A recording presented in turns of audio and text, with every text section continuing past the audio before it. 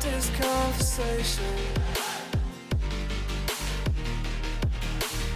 We got no relation.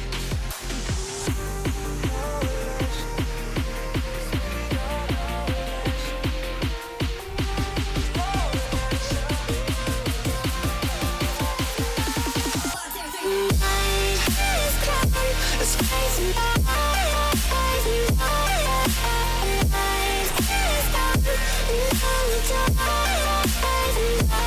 And it goes like, you could save me, find my isolation. Ways you complicate it. I start these conversations.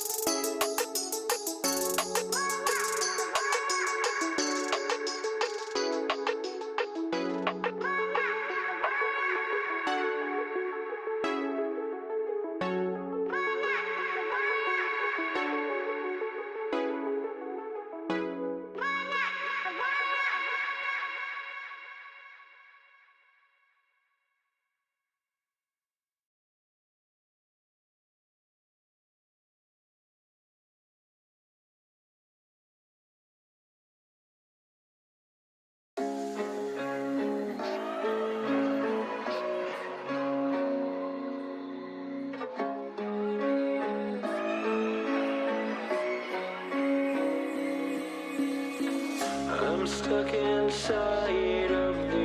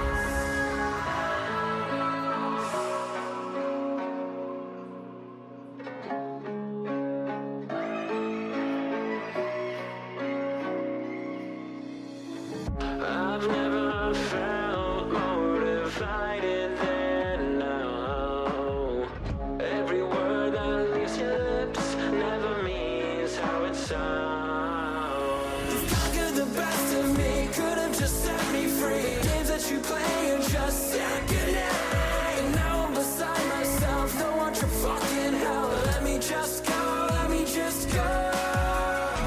And don't you lie to me.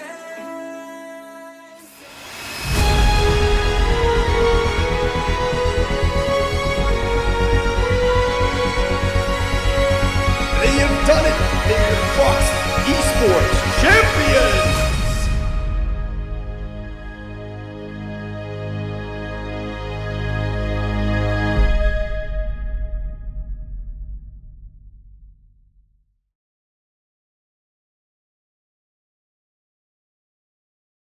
Hey everyone, welcome back to our $100 Frostiverse Solos number 42 tournament.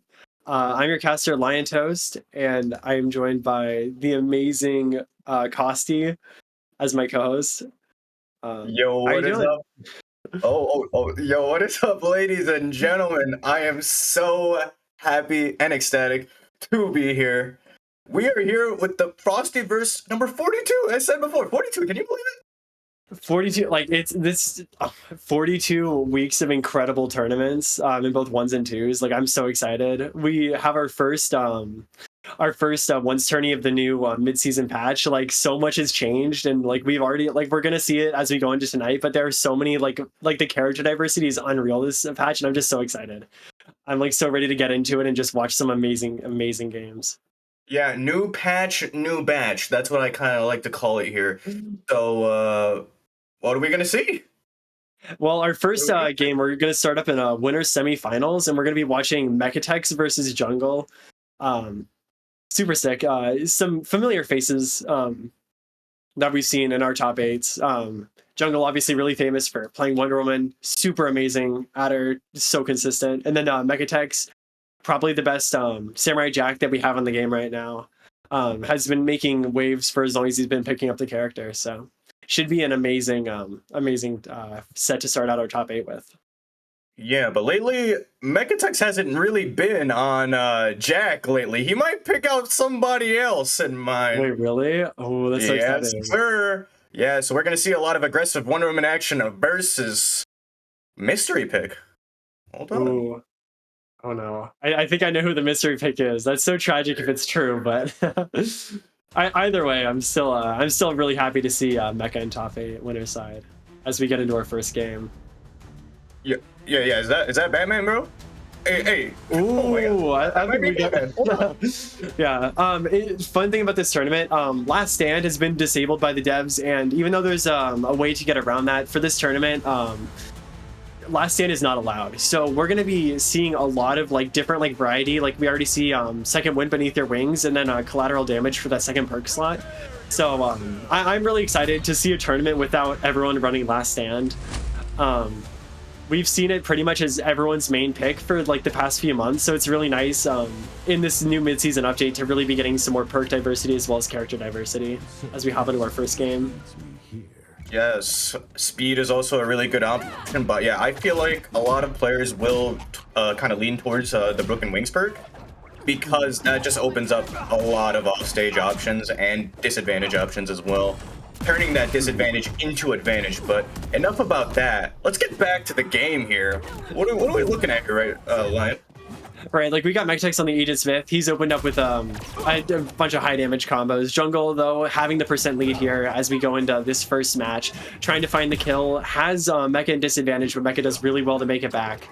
I think we're going to be seeing a lot of like what Jungle's doing now, where he's like, you know, kind of like slowing the game down, playing for his cooldowns, while Mecha's trying to get a lot of his confirms off of jab. So it'll be interesting to see here. Yep, Jungle gets the first kill, and I mean, dash attack. You already know. The Jungle classic, really. The Jungle classic, man. We love that. Yep, there we go. Nair, jab, down air, nair. That's a Sandstorm classic right there. He's pulling it back out. That's a classic. Hey, That's so sick. I haven't seen that in so long, just like elevatoring someone using jab down air and like nair bouncing into the wall. Such a cool confirm to be seeing in this first game. Although he did not quite get it, I can't wait to see that again. I know he's gonna pull out again. That's something new. I haven't really ever seen jungle go for that, so I'm so excited that like even after all this time, he's still adding so much into his Wonder Woman like toolkit to really play with. Yes, on top of the dash attacks, Sair, fadeaway jabs, we love seeing new Wonder Woman stuff.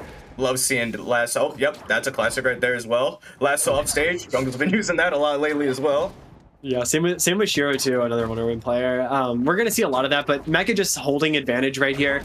We're gonna see like Jungle's trying to make it back, but like Mecha's doing such a good job of just like kind of holding him back from that. He is in burnout though, and it is Wonder Woman. Now he's in disadvantage himself. ID Sair is gonna be enough for Jungle to close out that second stock. Is only 56% on him going into this final one. The grab into up tilt is gonna be so big here, but can he get anything more off of it? Yeah, Mechatex just really needs like one really good interaction right here to get this stock right here. And he might just get it right here. Yep. Up till, oh, barely miss it. Oh, never mind. Hey, you got it. Even game. Sair's just such a strong kill move. It's so fast. Just so, like it's also really hard to react to. So it's just one of those things where it's like you just throw it out every once in a while to keep your opponents on your toes. So it's just good to see that he's already getting there. And we see Jungle once again making it back from disadvantage, going with that IAD Nair into dash attack combo. But Mecha doing such a good job of just like holding stage presence against Jungle. But I do want to see a little bit more. I don't know. As we see going into like the next games, we're gonna see how Mecha starts dealing with these lassos from Edge.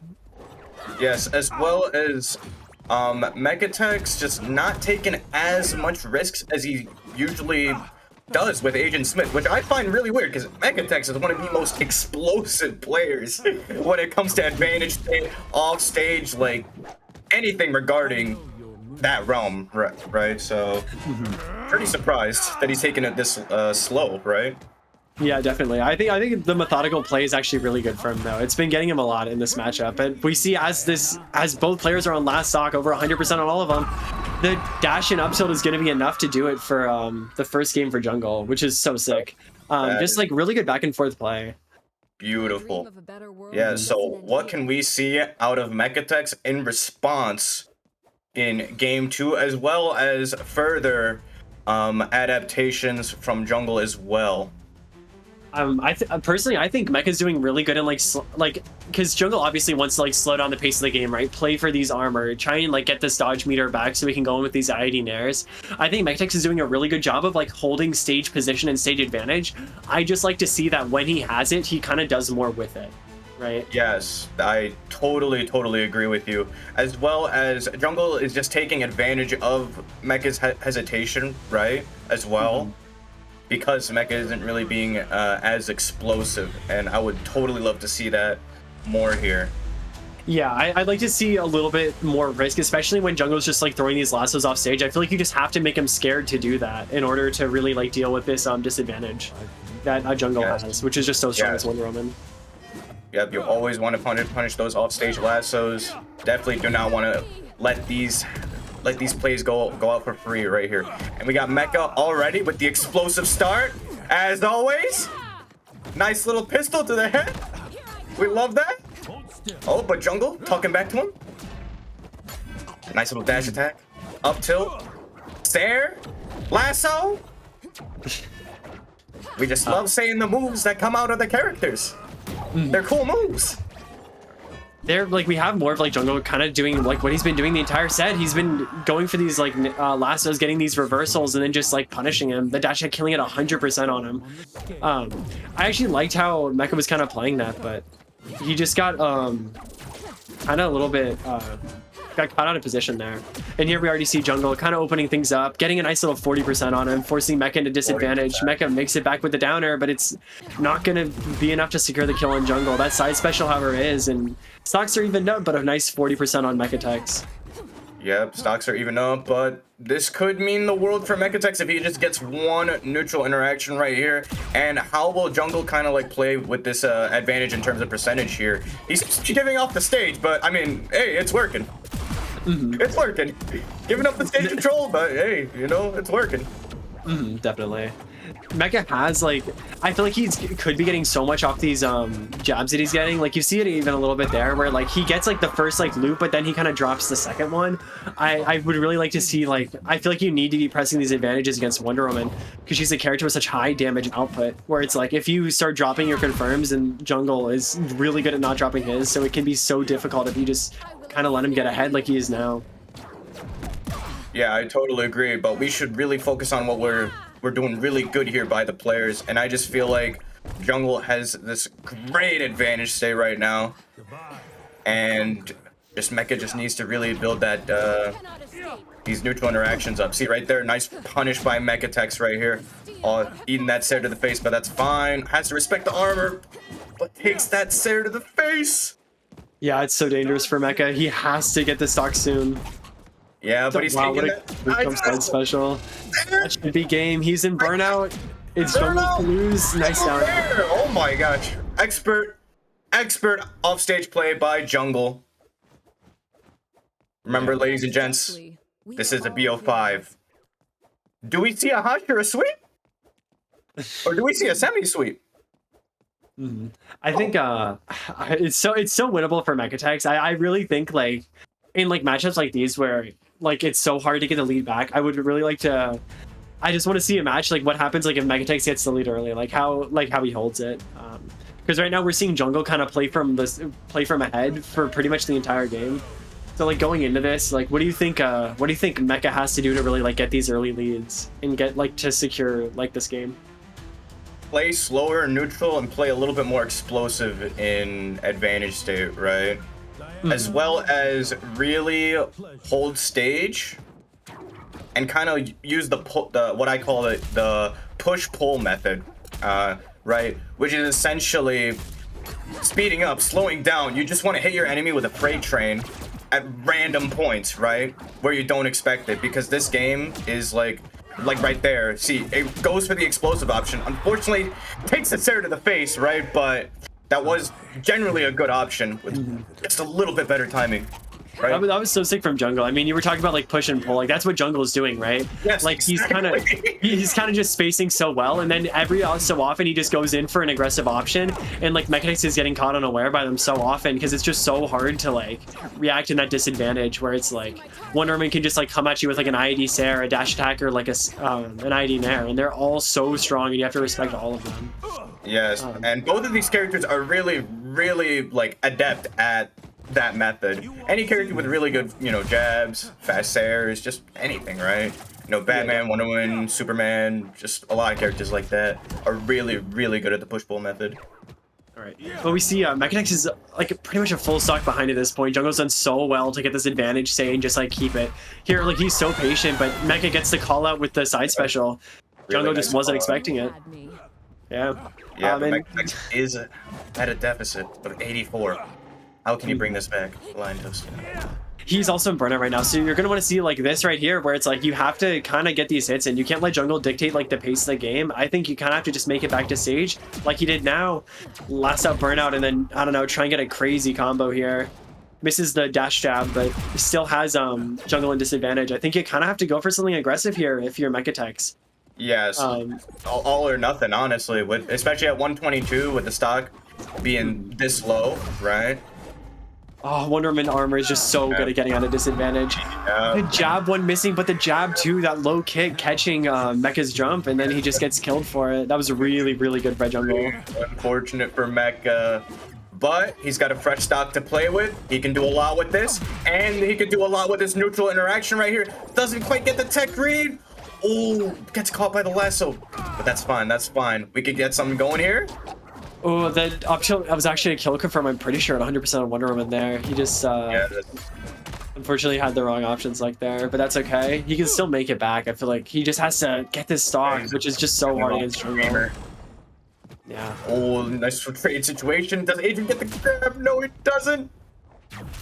Oh my God. Off stage against Jungle, anything could happen. Jungle going for the down tilt, not really gonna get anything off of it. Goes in for the Sair. Both Jungle is in burnout, but he's being so aggressive here, trying to get the down air, and he lands it. I mean, yeah, that was a really good option by Jungle there, being aggressive whilst in burnout, because first of all, it's unexpected. Second of all, Jungle's up a stock, so he can kind of do whatever. Yeah, definitely. I really like how Jungle just kind of like played with the tempo of the game. We saw it throughout the entire set, but he was just so good at like he never really let Mechatechs get comfortable and disadvantage. Like we kind of saw that Jungle when he was off stage, a lot of the time he was just kind of able to just sit on ledge and just, you know, throw out his options like back and forth the entire time. But what I really liked about how Jungle was playing that, like when Mecha was in disadvantage, he never got back for free, you know. So Yeah. that was just so well played by him, and like Yeah, that was really, really well played by Jungle. Really good advantage state. Again, ladies and gentlemen, push-pull method. Implement that into your gameplay and you'll be a pro. yeah, definitely. But I mean, that was just a really good match. It was a confident 3-0 for Jungle. Mecha still has another chance though.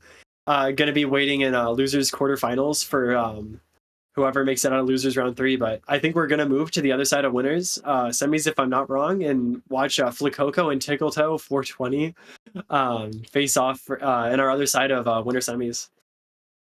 Yeah, I'm really, really excited for that. Tickletoe, generally a new name on the scene. On a weird character. We like to call it weird because nobody would really pick up Jason. Jason, the serial killer from the movies. I mean, he's kind of a rare figure. We don't really see a lot of Jason players, especially not making like deep tournament runs in one. So it's really exciting to see that a Jason has already made it like this far in bracket. And he's going to be fighting Flacoco. And to my knowledge, Flacoco is spinning a wheel and choosing whatever character he lands on the wheel. I've seen him play Joker, I think Wonder Woman, and a few other characters in this tournament already. So I'm just excited to see what character we're going to see next from him. Yeah, Flacoco's a jack of all trades. However, I mean, everyone knows him for his fin, right? Carrying you to the top corner of the blast zone, hitting you with that backpack. But it seems here, we got a legacy to protect. LeBron James! Yeah, so LeBron James and Jason. I mean, just like looking at these characters, what do you think is important in this like matchup? Like, what if you're on Flacoco's side and you're like LeBron? Like, what do you do against like a lot of what Jason has to offer? Like, how are you going to try and play it? Wow, that's a very interesting question because I feel like LeBron's got to go low and slow when the Jason Rage comes out, because I don't think LeBron necessarily has, I guess, a burst option other than maybe like down tilt, because I believe down tilt armor breaks. Right, there it is. And of course, you know, very good combo game on Jason, right, when you're playing LeBron. So, I don't know, I think the question we gotta ask ourselves here is, how will the Jason play into LeBron? Yeah, definitely. Already we see there, like Flacoco really like well aware of what Jason wants to do. He's avoiding like these armored grabs. He's trying to play around Rage by like using his armor break tools. Jason is a really big combo food for LeBron, so we're gonna have to see Tickletoe play really well around like a lot of these burst options and around a lot of these combos that Flacoco's gonna be going for. It's spacing on that down tilt, by the way. Yeah, that was super sick. And I think like here, like Jason got a buff last patch. He actually got a few of them. But one of the big ones I think we're going to be seeing is like Nair, and he's going to try and get a lot of things off Nair. But Flacoco just able to get that 100% lead right at the start, and he's just kind of expanding on that lead. Yes, really good advantage state coming in from Flacoco right now. Getting a nice little 25 on the piece right now. But Tickletoes making a little comeback in advantage state with the stage control. However, in burnout, right? Calling the Rage, Flacoco dodging it.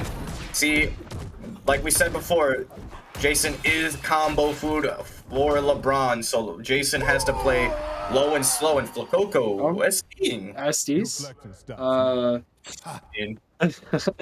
I'm not entirely sure, but we'll kind of see. Oh, he has 100% on. He's resetting because he has 100%. Got it. Oh, okay. All right, makes sense. Okay, makes sense. Makes sense. I mean, he's a full stock up, right? Like, but having 100% on, obviously, it's not a lot in this tournament. So, yes, sir. I don't know how that's going to be resolved. If Tickletoes are going to try and take that as a game win, or if they're just going to like restart at like the same percents. They were both around 100% there. But I mean, we'll wait for that to get resolved, right? And then we'll be right back in the action. Yeah. Already we see in this matchup where it's like it's so difficult for Jason, right? LeBron has really easy tech chase setups, jab one, ball pass into down air. And like we already see Flakoko using that to like great effect early on. So I think it's going to be hard for Tickletoe to be able to kind of make up some of these deficits that we're going to eventually just see because of the nature of the matchup. I think these rages have to be really good, and then I think his gameplay just has to be really stellar. You have to find all the openings he can. Yes, I agree because This is restart. ball, All right. no ball LeBron is a menace. His kind of frame data is a little nice because of those recent buffs, as well as him having ball with the down tilt tech chases, like you said, and a lot of the times LeBron could cover two options with the tech chases, right? So it's basically a 50-50 at that point. So we'll see how Flakoko kind of goes around that, as well as Tickletoe going around that in neutral. All right, strong start from Flakoko, catching Tickletoe off guard. But once that round starts, you got to be ready. Yeah, definitely. Already we see kind of, oh wow, what a grab. But both characters just trying to get their openings. Tickletoe is in burnout, so dangerous. Tries to pop the armor to kind of mitigate some of those weaknesses. I think if I'm him, I'm actually just running away from Flakoko here and trying to get my stamina back. Right, because we've seen him go for a lot of these rages in neutral, but he hasn't really been able to get much off of it. Flakoko's playing so well around it, and we're already seeing here like him catching out dodges with these late nairs, and Tickletoe's in such a kind of bad spot. But I don't know. I think the rages that we're seeing are gonna have to be crazy this game if he wants to make up some of these disadvantages. Yeah, because not only does LeBron with ball have down tilt, he also has nair, right? Yeah. That he can use very, very aggressively. So, and of course, passive damage from basketballs that could lead into like maybe another aerial to lead up to 10 to 11 damage to break the armor as well. So yeah, we definitely need to see some amazingness by the player known as Tickletoes 420. Yeah, definitely. I'm really interested to kind of see, especially like as we go on, like how he's gonna deal with a lot of these like aggressive fast options, because like Jason isn't. What's happening here? Oh, look! I don't know. He was just baiting him in. He was just baiting him in. Mind games. Hey, we love mind games. We love mind games. Yeah, and Flakoko is in burnout off stage. I kind of like to see him press his advantage a little bit more. I know Tickletoe is also in burnout, but I feel like you kind of have to make this lead back up somehow. But it just looks so difficult. I mean, yes, really good up confirm. there. Yep, beautiful by Flakoko. 2 whole stocks up. Tickletoes, yet again, just needs to push up his advantage a little bit. Kind of take it slow in the neutral because Jason he don't got the best movement speed in the world. He's a big guy. He's got to get around. But once you got the rage on, that's when you start moving and schmoving. Yeah, definitely. Like that. Like that. I mean, he's Like standing that. still a lot. I don't know if something's like going on with like his setup or something, but I don't know. We'll see. That jab hitting is so criminal. Yeah, I mean, this tech chase loop is so dangerous. Yes, And, so dangerous. Oh, Tickletoe might set up something dangerous at 27. Although Yeah, Tickletoe is already at 146, can he make a comeback? Because I know there was word on the street about Jason 0 to death setups. Are we gonna see one? Last minute, was he baiting his enemy all along to the last stock, last hit, just to show this off? Okay, maybe not. Maybe not this game. Maybe not this game. Maybe not this game. And I mean, but that's next game. that's 1-0 in Flakoko's favor, right?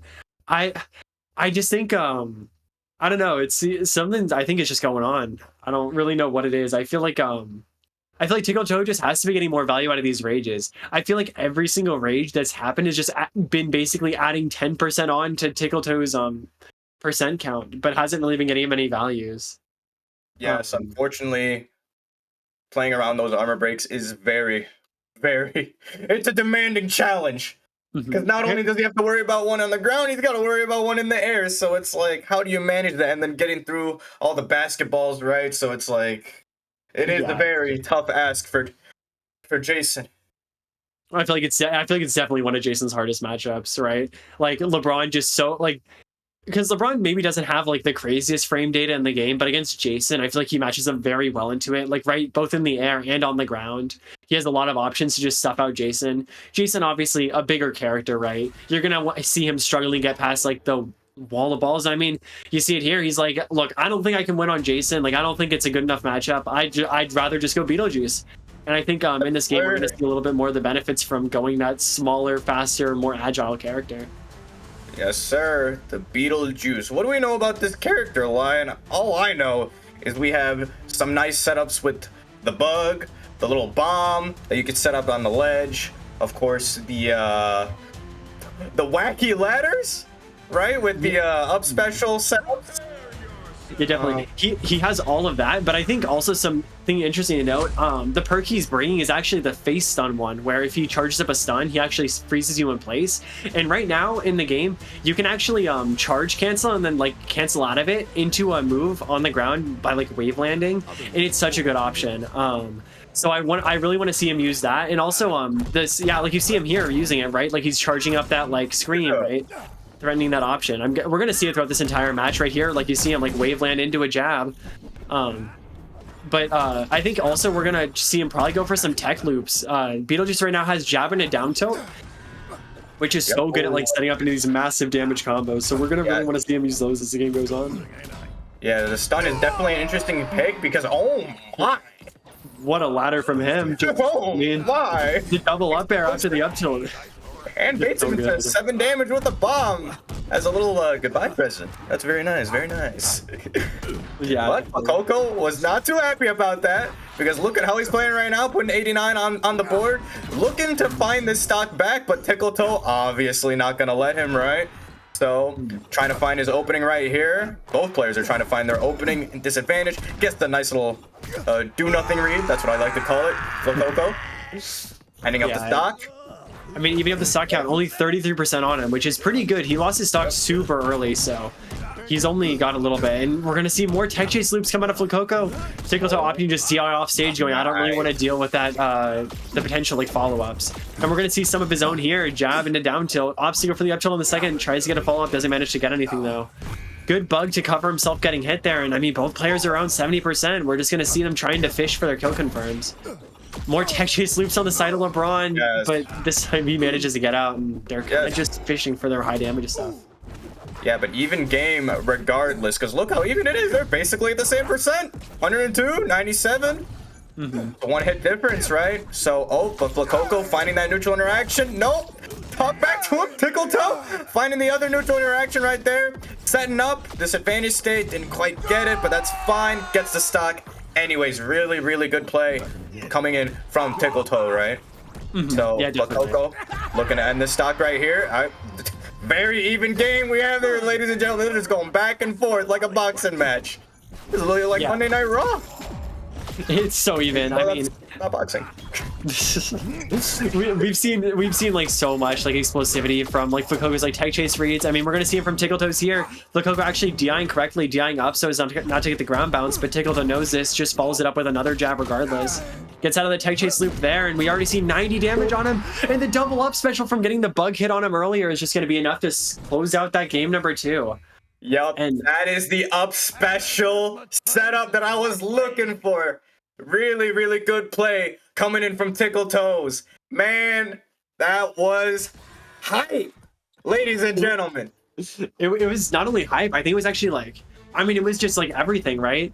Like the first stock, he got a really early like burnout kill read. Super good for him. Flacoco like brings it back a lot of the time, like kind of like gets it back even at the end of stock 2, but then we just see like Tickle Toe like getting the right guesses on the tech loops, and then also just doing it to Flacoco back, and then just getting a good read to end out the game. So really well played from Tickle Toe, and really good adaptation in this matchup.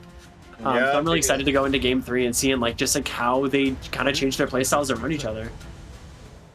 Yep, that was a really, really, really good play by Tickle Toe, but even match nonetheless coming in from last game. So I'm excited to see the adaptation coming in from Flacoco, right? The set is 1-1. Whoever, you know, wins the game, as always, will be in a very, very good spot, right? Always want to be up 1 on your opponent in the competitive side of things. Gives more time, you know, to adapt, make those changes, make those last minute, minute details in your gameplay to really, really let things shine and stay fresh.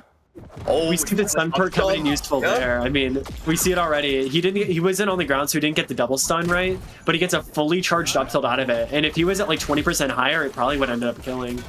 So Yeah. we're just gonna, like, that conditioning of like knowing that like, hey, my opponent can stun me while like falling, just like means that Tickletoe gets just more options to go off of. Yes, mental stack is very important. Really good trade coming in from Tickletoe. Already a little bit ahead here. Flacoco almost getting that neutral interaction win to get in the stock, but something interrupted him. I think it was a bug. No, it was actually the fuse from the bomb getting the interrupt there. Oh, Get that yeah. setup. He was just playing around it to get the thing. But jab 3 is enough to do it for Flacoco, and now they're back even. Flacoco is in Back even. burnout, Yep. but he's not really going to be able to get anything out of it. The ball pass, their ball dunk actually getting so much for him. Just get him in advantage state. The full charged attack right there is going to be enough to hit him, but the standstill neutral coming in clutch once again. Gets it The falling off of it. mental games. We love the mental games. Mind games. Yeah, definitely. I think it's so interesting because I think I think Tickletoe is having like connection issues because he was mentioning it more in game number 1. But I think that's what's causing some of his problems here. Yeah. What we think is mind games is actually game. Just probably the game being really hard Games. for him. Yeah. Really unfortunate, but look, Tickletoe's playing again, right? Flacoco at 104 right now, trying to keep this advantage up. Tickletoe's trying to find his way in, reset neutral, using the bug. Ooh, fastball read, not quite hitting right there. Nice partial charge up tilt. Yeah, that up tilt just Nice. barely enough to kill. I mean, we've seen LeBron live it at 130%, so it looks like around 120, 125 is that sweet spot where Beetlejuice up tilt kills on the stage, which is just such an important like percent to keep in mind for like Tickletoe especially, like trying to get to that percent and then trying to secure those kills. Right now, we just see like footsie neutral, Flacoco not really doing much. Not same with Tickletoe. They're both just fishing for that first initial interaction, which Flacoco manages to get. Yeah, Flacoco is just really trying to keep his advantage, right? But Tickletoe wants to play it slow as well because, you know, he's definitely on the back end here. Oh, well, victory for Flacoco right there. Nice little dash deck to end off the game. 2-2, ladies and gents. 2-2. Oh, wait, Yeah, 2-1. we had, it's actually 2-1 in Flacoco's favor because of the Yes, reset 2-1. game 1. But I don't really know what's going on. I feel like Tickletoe's like, because I don't think Flacoco's having the same problems, at least from what it looks like, right? So it's probably just like a connection issue kind of thing. But Yes, it is unfortunate that's happening now because I feel like the matches are so close that I feel like if it wasn't like having these connection problems, I feel like Tickletoe would have actually been probably ahead on that game. Yes, truly unfortunate, but it is what it is, ladies and gents. It is an online game. I wish I could sit next to all of you and we could have a little land to get together, but hey, maybe one day, you know, there's some lands, you know. Shout out to WP, PFG, you know, lands, you know. Wink. But regardless, as we go into game 4, right, as we go into this potential final game for Tickletoe and winner's side, what do you think? What do you think? Like, from what you've seen, like, how do you think he can like kind of just like adapt and Well, make sure that this isn't his last game in winner's side? well, the games have been very even, as we saw, right? But it's just that last little neutral interaction that really made the difference in both of his losses, right? So, at least not so much, I guess, game 2, but game 1, that was definitely the case, right? So, just here, you know, he's already, explosive start, hey, already doing it. I mean, yeah, we already see here like the really good advantage state all coming off that like first initial shock, just like kind of continuing to punish. Great Yeah. up tilt into side special Great confirm. It's fastball so read. strong.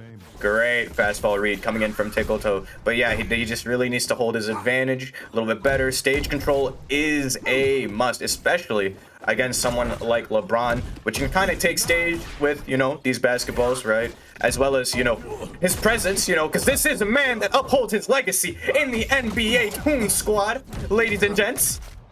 So, oh, that's a stop for Flacoco. Even game. Yet again, the advantage state coming from these players is absolutely beautiful.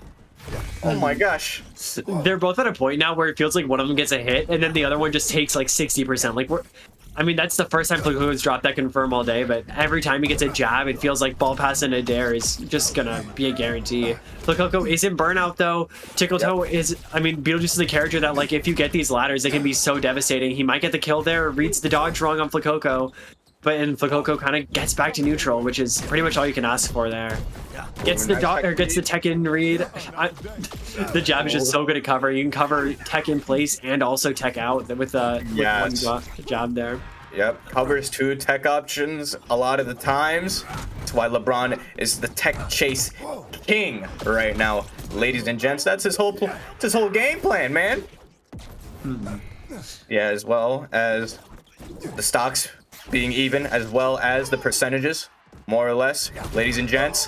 What are we seeing here? Dash attack extension coming in from Tickletoes right here, setting up a bomb.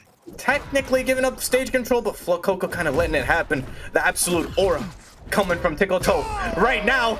As I said it, ladies and gentlemen, little eyeballs into hammer.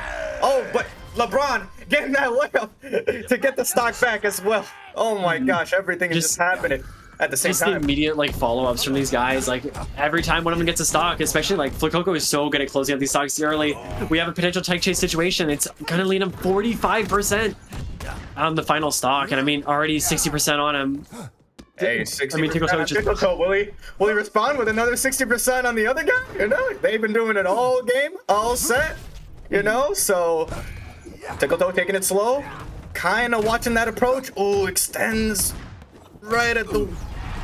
Just good confirm. Nairing to ID or nairing to dash jump up air is just so good there. Yeah, I just really like how he's playing that. Like we see like he's in burnout. He's like, I'm just gonna play behind my ball. Tickletoe's like, I really want to like kind of get this opening. I feel like I need to like make up this percent. But like that's where he gets you, right? Like you get a little bit too greedy and then you get punished and you just, I mean, take 90 and you lose the game. Really well done by Flacoco. Yeah, really, really expert job by the player Flacoco right there, right? They've been going even the whole set, but it's just those last stock, last decision, you know, mistakes that just make up everything as a competitor, right? Especially in those last stock, last hit scenarios, those are the most critical. Yeah. So that's where you need to play careful, but not too careful. Risky, but not too risky. Moises Right. next. All right. Got it. Yeah, so we're going to be watching Moises versus Krishan, the Shaggy player. So we're going to be seeing a Steven Shaggy matchup going into losers round 3. This is one of our 7th place matches. I'm really interested to see how this one's going to work out. Moises got upset round 1 and has made, I think, a 6-set losers run in order to make it into top 8, which is just crazy to think about. He's doing so well in this tournament, right? And then Krishan has just like, I mean, we've seen him in other tourneys, right? Just a really solid Shaggy player, great understanding of just like how to get the most out of everything. So I'm really excited to see as we go into this match, like how they're going to play into each other and how this is going to go. Yeah, so what I know about Krishan is that he's the combo Shaggy, right? There have been some clips going around with him playing around with like rage mode, right? Doing like down special on the ground and then catching people off of the hit stun from down special on the ground with rage, right? So I find that pretty amusing, right? As well as you know, the other player known as Moises, we all know him. Debatably best Steven around right now. Right, so can't wait to see what he has in store for us, especially in 1v1s. I haven't seen too much from him in 1v1s, so I'm actually pretty excited to see what Steven Universe is actually looking to be like in 1v1s, especially this patch, right? I got the pleasure of like spectating one of his earlier matches, right? And he's just so good. Like I'm sure we're gonna see it, right? But like the setups are just unrivaled. He's so consistent at just getting value out of all of his utility. So I'm really interested to see like how Krishan and Moises really like end up like fighting and how this is going to go, because I think this is going to be a really good match where you're just going to see them taking stocks off of each other left, right, and center. Yes, because both of these characters can be very, very explosive, right? We all know Shaggy is the kill power king, right? Jab, up B. Undeniably one of the best confirms in the entire game, right? And as well, Steven's sharking, almost second to none. Batman and Charlie exist, right? But Steven up air, very impressive. Steven up special, very impressive, right? As well as, you know, the lateral sharks as well coming in from Cider. You know, just that option select coming from Steven. Very impressive as well. So let's see how this matchup goes, ladies and gentlemen. Kashan versus Moises. Yeah. As we get into the like first match, I just want to see what they do at the start, because I feel like, I mean, Moises obviously like setting up some of these early like set pieces, right? You see like the watermelon Steven, you see the rose bomb, you see the shields like getting put out, and Krishan like trying to answer back, but unfortunately Moises already at a 40% lead on this first stock. Right? Yeah, because Watermelon Steven is proving to be a little bit of a nuisance right now. Krishan being sure to take that little guy out. He'll be back soon. He'll be back soon. Yeah. But Moises in burnout. I mean, it could be everything, right? Like if you get that opening, Moises though just kind of, I mean, he's just kind of using surfboard, right? Like you're in burnout, you don't want to get jabbed by the Shaggy because that sets up for a juggle situation, right? So you're just gonna use a lot of surfboard in order to just make sure you can't really take that early percent, right? Yeah, like Krishan just needs to find a way to hit Steven's blind spot when he's on the surf, when he's on the wave, so to speak, right? See, and the best tools to do that would be like Shaggy Dare, just trying to find a way above him while he's surfboarding. But obviously, Moises is not gonna, you know, let his blind side, you know, show too often, right? And again, here we go, Moises getting the first stock, expertly done by Steven up there, right?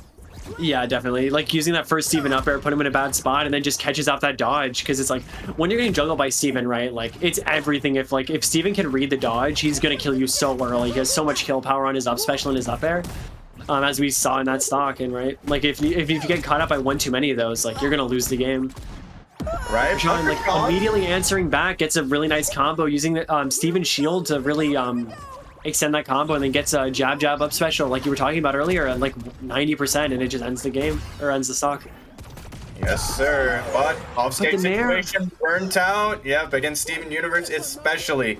Very, very dangerous spot to be on ledge, right? So, immediately taking one watermelon, Steven. Definitely want to do that. But Krishan, combo Shaggy. Let's see it. Oh, it doesn't quite get the jab right there, but hey, there's always next time. And next time seems to be right now. Oh, but Steven getting out of the way. He might be a little tubby, man, but he's a little slim, you know? Slim enough to get out of those combos. He's no Iron Giant, that's for sure. I think that Shaggy like tech chase loop that he's going for. Oh wait, and as we see, as immediately as Moises enters another one of his own, gets that surfboard into nair into down air, surfboard down or nair.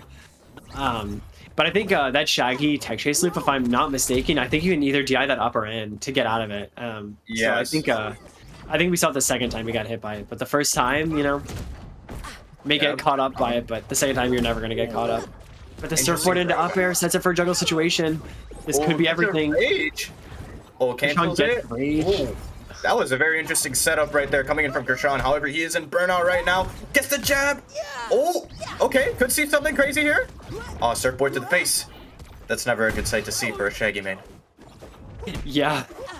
Oh, but the jab. Yep, there you go. Finds its mark. Yeah, jab 2 drops, but you just go for the up special, and sometimes it ends up working out, especially if you're at ledge like he was there. All right. Yeah, but Shaggy, finding that blind spot, as always, getting that nair in. But it's going to be pretty uphill from here, coming in from Krishan, because he has that 140. Moises is at basically a fresh stock. Ooh, using the armor? Nice play by Krishan. Ooh, almost a rage kick, right? Trying to find his mark. Krishan and burnout again, unfortunately for him. Getting up aired, right? Really, really good plays coming in from Krishan, but Moises finding his way out on top, right? With the Steven Universe. And it just feels like, in this matchup especially, I feel like Moises is controlling and dictating like the pace of play so hard. Like we saw in that game, right? Like he got a little bit of a lead, and then he just kept it the entire time. It really never felt like Krishan could get like a good opening that he wanted in there. Moises was doing so well on like the defensive side of things, where it's like, it's so hard. I feel like you just have to start throwing things out of Shaggy and kind of just trying to make anything work. Yeah, because Steven by nature, hey, at his release of the game, he's a tank now, you know? Really, really defensive character, right? Especially with the shield spacing, stage control, all of that, right? And even then, he's just toughy enough to not get really knocked out like that, as well as just slim enough, somehow, to kind of get out of combos pretty easily, right? So, as we saw before with the tech chase loop that Krishan was trying to attempt on him, right? And Moises, again, with the tech loops coming in. Oh my gosh, he ends up putting him in bubble. This could be so huge for him. Doesn't manage to get the follow-up off it, though, and they're both at around 80% here. Yeah, pretty even game, all things considered. Krishan breaking that defensive down with a Shaggy kick. Hey, Shaggy Lee coming in. I feel like that shouldn't have killed at 90, but I mean, maybe it's just so strong. He probably wasn't expecting it, and it mixing his DI. Yeah. I like Krishan actually breaking through these Steven side shields with his side special. Like against Steven, it's so important to really not just let him set up for free, and like as we saw there, like he's doing it so well. Just like not letting these setups dictate the pace of the game as much as he did in game 1. Oh, nice little dare coming in from Krishan. Nice nair. Oh, he was trying to do something dirty, but still got something dirty. The jab up B that we all know and love, ladies and gents. Oh my gosh, the bait. That was really good bait with the Shaggy down special, man. Oh my gosh. I've been loving like these baits coming in from Krishan. Yeah. I really love how he's playing this. Like, he's playing so well. Especially, like, as compared to game 1, he looked a little bit lost, but he's been in control of the pace of the game this entire time, which is no small feat against a character like Steven, right? Like, even in his recovering, it's like he's baiting out, like, a lot of these aggressive options from Moises, and then he's just, like, avoiding them so effortlessly. And here we see the Shaggy tech chase loop. He doesn't manage to get it, but he catches up the dodge anyways, eventually. Yep, and sends him up in the air, but Moises talking back to him. Oh, doing the mash option there, but doesn't quite get it right there. Yeah, here we're gonna see him. I mean, Moises really wanting to get these like tech chase situations, and he's trying. He got 2. He's so good at getting 2 of them, which is so hard to do, right? The third one, I feel like he goes for a lot. I haven't seen him hit it yet, but I mean, oh, there it is. Catch from Shaggy, just goes for it on the shield, gets the hit, and wins the game. I mean, really well done by Krishan. Gets a really early, like, huge lead of pretty much a full stock in a little bit, right? And then just manages to hold it the entire time. Yep, same thing as last game. Advantage is just really, really strong, right? Coming in from Krishan and Moises, right? It's really, really hard to kind of make up that deficit from both players' ends, right? Because of their defensive being up so strong, as well as, you know, the others' advantage state being so strong as well. So it's definitely no small feat, right? So this is definitely shaping up to be an interesting set. Don't you think, Mr. Toast? Yeah, I really think this is an interesting set because it's one of those ones where it's like, this is such a a volatile matchup, right? Like, we saw game 1 how Moises kind of shut Krishan out the entire time, and then game 2, Krishan went and did it right back to him. And then, like, Moises manages to, like, try and mount a comeback, but it's just not enough in the end. So I really think going into this next game, when it's 1-1 on the scoreboard like this, I feel like it's all about just, like, figuring your opponent out, right? And trying to make the most out of every lead you have. Yes, really figuring out what your opponent can do and playing around with that and really mixing up what you can do as well, right? Like, for example, Krishan kind of like mixing it up with the Shaggy Rage down specials, using the armor as well as baiting, right? As well as like side specials.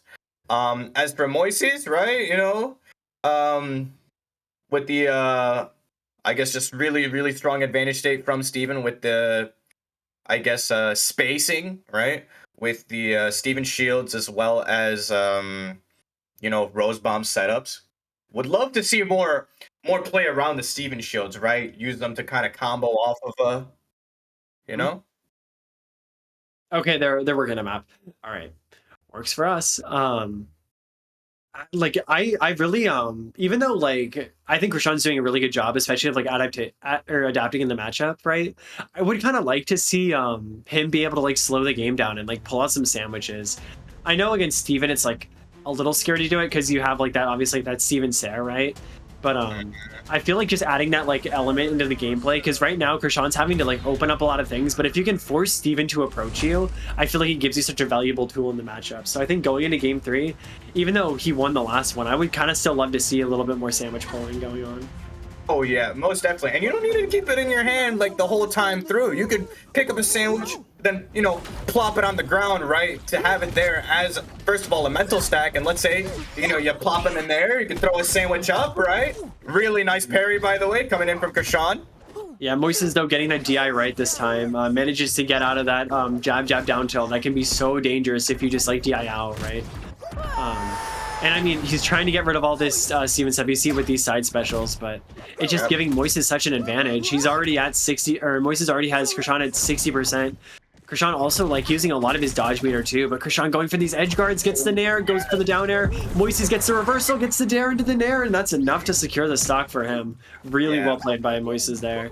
Yeah, Steven is such a dangerous menace off stage with the options that just cover the entire ledge, like, you know, Steven Nair, as well as Surfboard being that oppressive option that dives directly on the opponent's head that you have to dodge through, right? So, yeah, really good play coming in from Moises, right? Krishan just really needs to lock in here, as one would say, right? Get this stock. As well, Watermelon Steven proving to be a nuisance, as always. I mean, it's just one of those things, right? Like, Steven with advantage is so scary. Like, he's already racked up 70% more this stock. Krishan just trying to get rid of the things. Watermelon Steven getting the double attack off. Well, Krishan tries to break that shield. Eventually manages to get Steven and the shield, but you've taken another 30% since then. Like, the lead is not going away. Shaggy is going to be fishing for this jab into up special, right? Or just like maybe even like a raw Sarah or something. But Steven is so content to just like sit back, kind of like just keep on cycling those cooldowns that we know he loves to use. Krishan though manages to get that jab into up special, but he's in burnout at 125%, has rage, but can you really use it in this situation? Yeah, kind of just let go of the rage there. Didn't have much in the gas pedal, unfortunately. Yeah. But Shaggy's side special trading into Steven's Sair. Krishan trying to find his footing in the disadvantage right here. Getting a nice little jab though.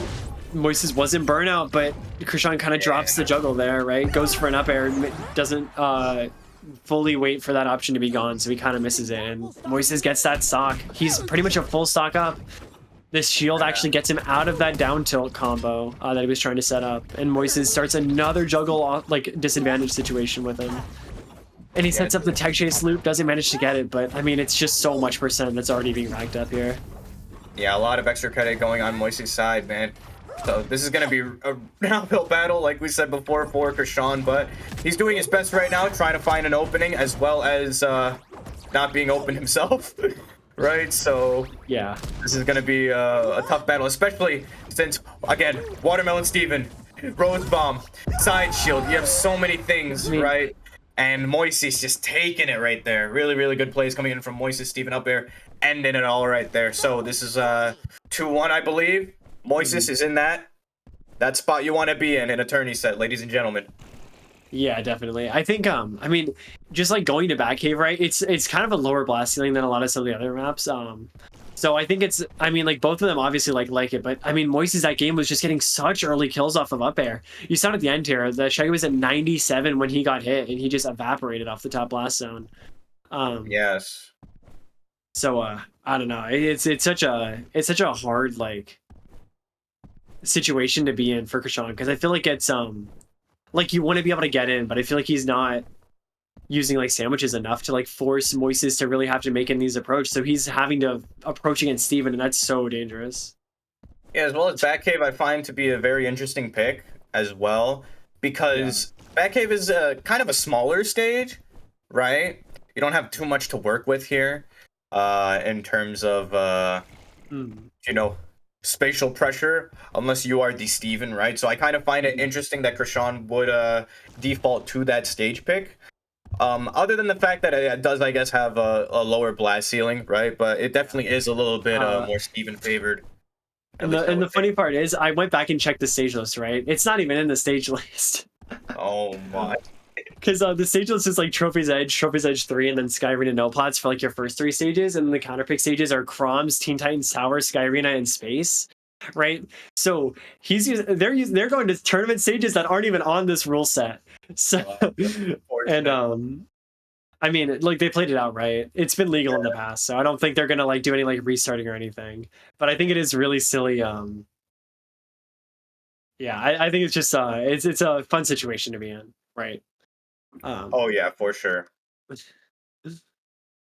I don't know. Going into this last match, right? Like, you're Krishan. Like, what are you thinking? What do you like? How do you kind of just bridge this bridge this like either matchup gap or like how do you approach this last game, right? Well, first of all, stage-wise, definitely opt for a stage with platforms. Yeah. Because a lot of what the Steven matchup is finding that blind side when he's surfboarding, and as well getting in, looking at those mash attempts coming in from Nair as well, you know, punishing those Nairs as much as possible, right? And of course, the last option being what as an aerial Steven's side air, right? Just watching out for that, spacing that out, and with plats be much easier, right? As well as, you know, looking out for Rose Bomb will be easier. Side shield won't be as much as an issue, as well as Watermelon Steven, you know, he's still gonna be a nuisance, but you know he has to manage jumping platform to floor, so you're not gonna deal with him as much. A flat stage for Steven Universe is so good for him, so you just really gotta mix it up. If the stage is flat like that, it just lets him section off like parts of the map so well, right? But I think also like plats are just so good for Shaggy, right? Like if you like it oftentimes like raises the ceiling, right? But if you can get these jabs on platforms that Shaggy probably wants to go for, like you're going to be killing people so early. And I think for dealing with his utility, it's also really nice. Steven doesn't really have that many things off of jab that are like super strong, right? A lot of what we've seen Moises go for are like aerial, like one-off aerials, like projectiles or like cooldown setups, and then like surfboard loops. So if you can go to like a stage with a lot of platforms, you can kind of mitigate a lot of those things and try and help put yourself in a better spot. Yeah, especially since like if Shaggy's kind of like above him chilling, right? Moises is going to be a little bit more incentivized to use like up air, up special, right? And that's just another thing to whip punish, right? So yeah, you know, that'll really open up a lot of options to Shaggy, right? So that's definitely one thing to really keep in mind on the back foot, especially since Krishan is down right now. As for Moises, you know, with the plats being introduced, I would love to see what kind of game plan he would have in store, right? Because Steven, obviously, with platforms, it's still a tough cookie, right? Yeah, still so dangerous, right? Like we've seen it in all these games where it's just like sometimes your stock just like goes away. We've seen it with like the Nair edge guards. We've seen it with like these up airs that like pretty much catch below him and then kill it like ludicrously early percents. So just like going into like this potential last match of the set, it's gonna be I think it's gonna determine so much around like who gets like a little bit of momentum going. Because like when Krishan just like has that what's it called? For like that last game, you're potentially looking at like so much on the line. So I think it's just gonna be all about like how it's all gonna like start and how they like start steamrolling. Yes, especially. I totally agree with that. And it's all about that advantage state, ladies and gentlemen, as well as those really minute neutral interactions, especially against in this volatile matchup, right? Against Shaggy, against Steven Universe, just a lot of volatile matchups currently in multiverses, right? So, our competitors are having a little tough time sorting out a map, right? As always, there goes a lot of decision making in those things, right? Okay. And we actually see here like a character swap coming out, right? Wow. Krishan opting off of the Steven and onto the Batman. This is quite possibly the most surprising pick I have ever seen in my entire life. Because Steven is Batman's direct counter. Oh my. Maybe Krishan has something under his belt that I don't know about. And maybe he's betting on, you know, Batman up B kind of, or Batman up air kind of being, I guess, the answer for Steven mash attempts, right? I actually think it's a lot more about how Batman kind of has the tools to deal with surfboard, right? Like Yeah, I think he doesn't. even like I think battering is like the thing I'm most like referring to, right? But you have a thing to make like him threaten it, and if you can get Steven in a juggle situation, right, you can do a lot with it. So even though like Steven like is like good against Batman in certain aspects, I still think Batman has more tools in the matchup than Shaggy does. Oh yeah, for sure. Especially coming into this patch as well as even last patch, right? Because as we see right here coming in from Krishan, as you were saying with the battering, right? Moises actually went down to face level, right? Took a battering to the face. So I definitely find that to be a little bit interesting, right? Getting that Watermelon Steven out of the way, weakened with the little down tilt. Not dash attacks, not a dash attack anymore. Right, into up B. Beautiful, beautiful finish coming in from Krishan right here. And now that up tilt has a little bit of more of a frames coming up, you know, now that's a little bit more of a viable option, right? Into this matchup. Yeah, I think even before was still really good. It's still super disjointed. So we're just gonna see like Batman is so good when you have a lead, right? Good down special into up air confirmed from Moises, but Batman with a 50% lead is still like really dangerous. And I think if you're Krishan, you're really looking to expand it as much as you can. But killing Watermelon Steven is actually going to be kind of important here. And I feel like he's going to have a hard time doing it with the way Moises is playing right now. Yeah, especially as Batman. Batman, I mean, there's down tilt, right? But, you know, obviously you aren't going to down tilt that thing for free, right? As, exactly. Like we see right there. Right, see it right there. And it gets him killed, unfortunately, man. That is just truly a bummer for Krishan right there. But, you know, Batman is Batman. He's got tools in the shed.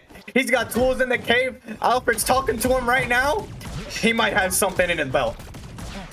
All right, maybe not. Even Moises is the third tech chase loop. Tries to go for the fourth. 94 damage off of the tech chase loop. And that's, I mean, that's game number 4. The 3-1 for Moises. I mean, like the first stock looked good, and then he kind of just got overwhelmed by the utility, right? Yes. And again, the map pick. But this may be Batman's home, but maybe Batman's home, but Steven is very good on it. I think we didn't really cover the Steven universe countermeasures yet. Maybe next patch. Maybe next patch. Maybe next patch. Maybe next patch. But I think a lot of it also just came down to map pick, right? Like I feel like if you're Batman on a different map, you have more space to work with. It means Steven's utility is less like impactful, right? Like if Steven puts up a shield and sections off half the map, you're not going to be able to dodge Surfforge. You're not going to be able to dodge Nair. Like all these things that like you can kind of deal with on a larger stage. Just becomes so much more threatening and dangerous. And we kind of saw like how the map veto, like, and how picking maps matters a lot. Even though, like, look, if you're good enough at map picks, you can make your opponent go to maps that aren't even on the map stage list, right? Oh yeah, like, we saw Batcave twice. Yeah. That was Batcave twice, and it's not even a legal stage. Hey, interesting pick. I mean, it worked out well for Moises, so I mean. You know. Yes. So, do we know who we are watching next? Quite possibly, Mr. Toast.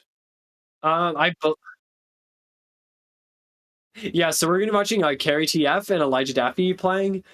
This is super sick. It's actually I don't know if it's Daffy's first time at top 8 for a while, but I do remember him being like Daffy was a Morty player at the start of the game, right? Shaggy player in the beta, came over, picked up Morty, did really well with him, got a lot of top 8s, and then dropped him. I think he's on Rick this tournament. Yeah, he's on Rick. Yeah, so I think it's super sick seeing someone so versatile at like multiple different characters and doing well on all of them. So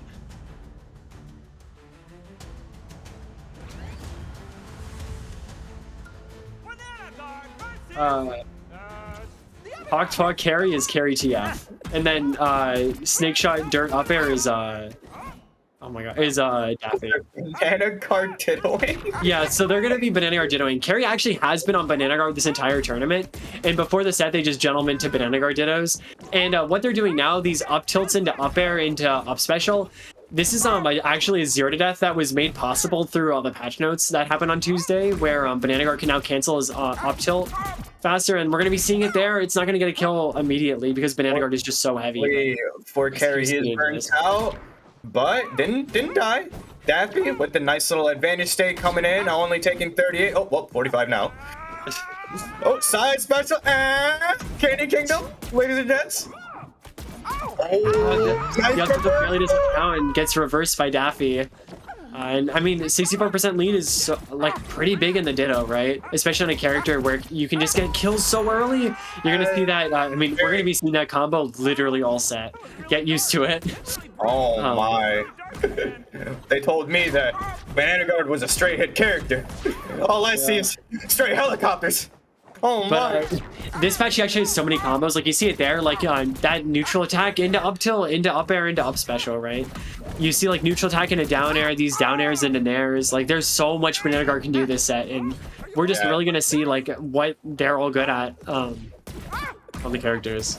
Yes, Banana Man is going crazy. Carry being extra offensive, even though he was on burnout right there. He was in advantage, so it's fine. Right, in a ladder situation, another ladder situation, going for the Sair, didn't quite get it. Get the reverse Sair off of the reverse Sair. Okay. We love those situations. Oh my. So, I mean, what more can we see here from a Ditto, especially as wacky as Banana Guard? Banana Guard, yeah. Yes, I've never seen this in tournament since release of the game, and I find this very interesting because in release, everyone opted to kind of just side special each other, and now it just kind of turned into a helicopter game. Right, so this is definitely a little bit more interesting for sure. Oh, nice little Sair coming in from Carry. Tried the side special, didn't quite get it. Daffy evening up the stocks right there. Really good coming in from Daffy. Really good coming in from Daffy. Oh, my. Tallied up. Really good. 1-0 down from the sets so far. Hey, he hit him with that neutral tilt dirt helicopter without the dirt. Or the neutral tilt. Or the neutral tilt. Yeah, so for those of y'all who don't know, this patch, Banana Guard has up special into up air into up tilt into up air into up special true. And it can just kill most of the cast at 0. So in this Ditto, we're going to be seeing a lot of that, right? Like they're all fishing for it. You go to any of their starting combos and they're going to be going for it. So I don't know. It's just it's gonna be interesting seeing these guys go for that option. See, like they're just walking up tilting each other. Yes, and I think it to be very interesting because like I've seen other Banana Guard players, right, do the nair into dare kind of tech chase things, right, as well as the normal Banana Guard play things where you just kind of like play advantage state off ledge. Bait Sairs, jabs right here, like we're seeing right now, right? So, the helicopter's definitely new. Definitely didn't see too much of that last patch. So, oh, yep, there's the helicopter. Oh, nice little Sair coming in from Daffy. Oh, side specials. Oh, jabs. Oh my. I mean, even like the patch before this, I actually think Banana Guard had a lot of the same strong tools, right?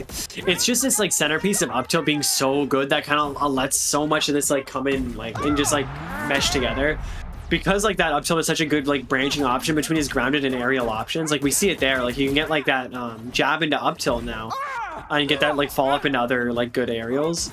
And we're gonna be seeing that so much this set, where it's just like. Both of them just like using this like up tilt, this new up tilt from this patch is like oh my gosh, what a crazy situation of just dodging stairs and catching. That was really good by Daffy.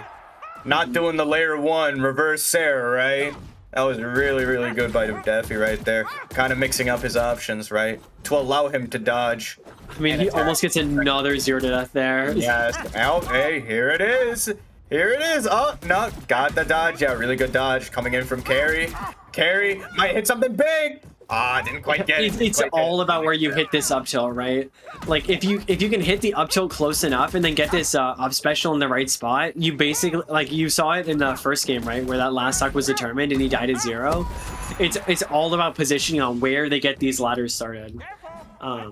Carry though managing to make it back only 63% on his final stock. Definitely winnable, but it's going to be so hard. Yeah, it's going to be very hard, especially in disadvantage. Tries to match in Sair, but Daffy all buffed up, ready to go. Hits him off the stage and into the blast zone.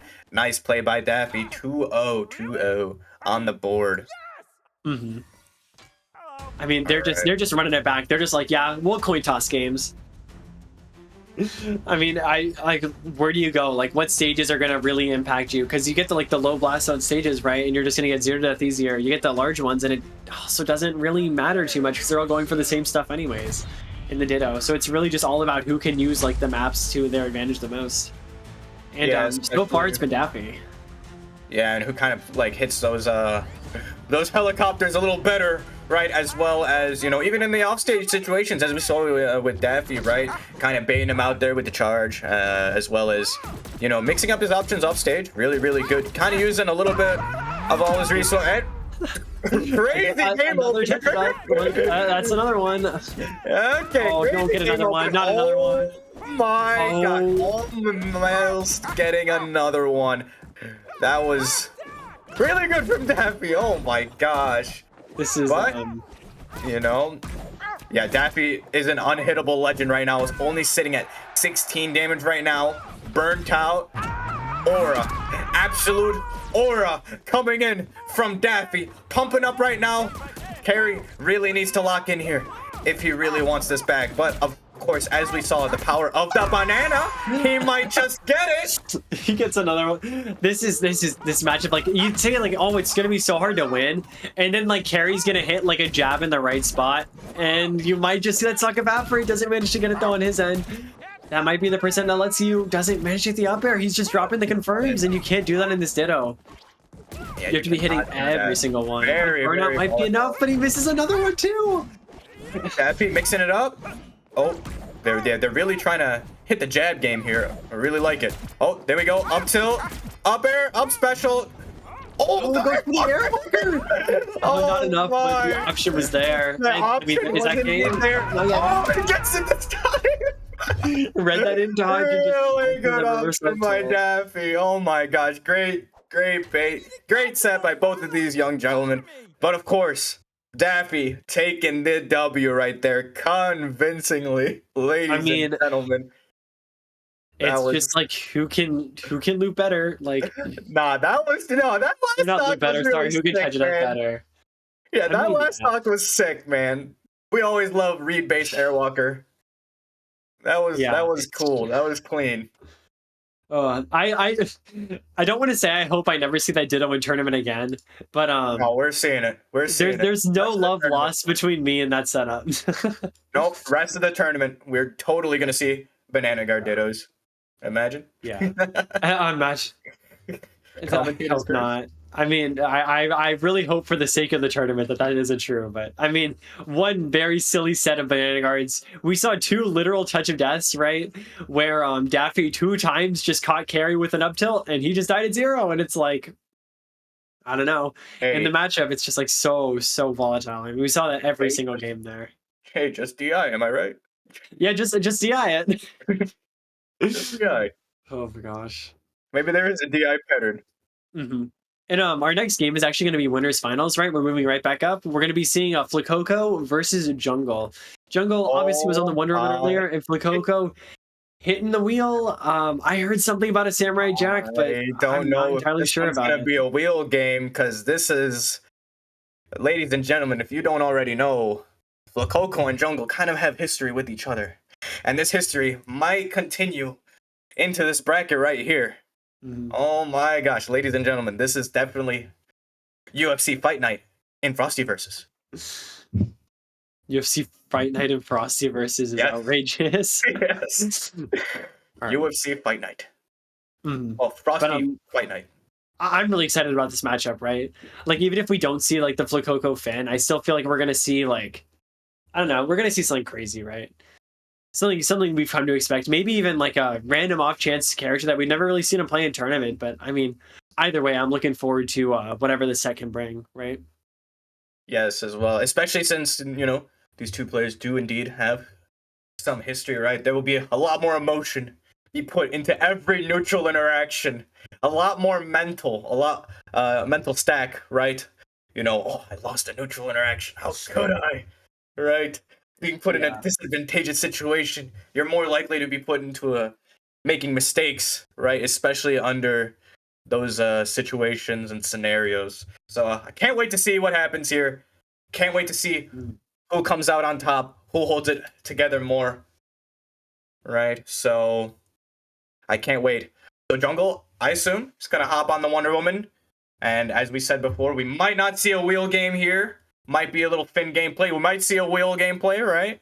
So what could happen? Who knows? What could happen? I think there's so much that can happen, right?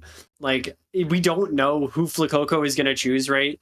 He's gone Wonder Woman, he's gone Joker, he's gone gosh, he's gotten so many things. He's on LeBron, right? Characters that we don't normally associate Flacoco with, but I think for this matchup, it's going to be really important because, right, we're in winners finals. Like, you're not on an elimination match, but setting yourself up for that grand final winner side is just such an important thing in tournament, right? Where you kind of don't want to give that opportunity up, really.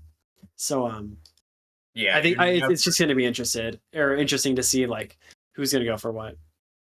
Yeah, you never want to give up that opportunity, ladies and gents, especially in winners finals, because you may have a guaranteed third place, no matter if you just decide to just let it go, right? But setting up yourself up for grand finals, not having to go through 6 wins and reset, and obviously a losers final on top of that, right? Yeah, definitely. Is definitely a climb back up to win, grand finals. Potentially having to win 3 more sets is just so much more, especially in like a tournament this stacked. Yes. So can't wait to see what happens, right? Jungle, Flacoco. Can't wait to see what happens. So going into this matchup right here, we don't know who Flacoco is playing yet, as we said, but what we can talk about is Jungle's Wonder Woman, right? Probably the most aggressive Wonder Woman to ever grace the scene, right?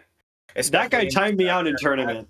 I don't know if I agree with that one. Yes, one of the most painful sets I've ever played in my entire life. Back when you know how Wonder Woman, like, where you could basically just like ledge plank with her for like 30 seconds at a time. Oh yeah, and with the lesser armor charge as well. He did that to me in tournament, and I've never wanted to like uninstall multiverses more in my entire life. I was playing Gizmo, he was on Wonder Woman, and he would just sit there like ledge camping me for like a good solid like 7 minutes at a time. I've never been less interested in playing a tournament after that. But so I don't know about aggressive, but he certainly is one of the most methodical. Well, usually when I watch him play, push-pull method. Mm-hmm. Perfect, explosive, right? So a lot of what his game plan revolves around is dash attack in neutral, right? As well as, obviously, like you were saying before, Wonder Woman advantage state, ledge trapping, whether it be with kind of jab, kind of just playing around with your opponent, right? Baiting out moves, right? Using the jab, and then kind of leading into a Sair, right? As well as maybe even side B as a more committal option to get those kills, right? So we'll definitely see that more from Jungle. And if your opponent is recovering high, you could use up special, right? Now that it's it got nerfed, right? Fastball up B isn't so much a viable strategy anymore, but nonetheless, still a great strategy, still a great edgeguard tool. You won't get hit by 3 of them.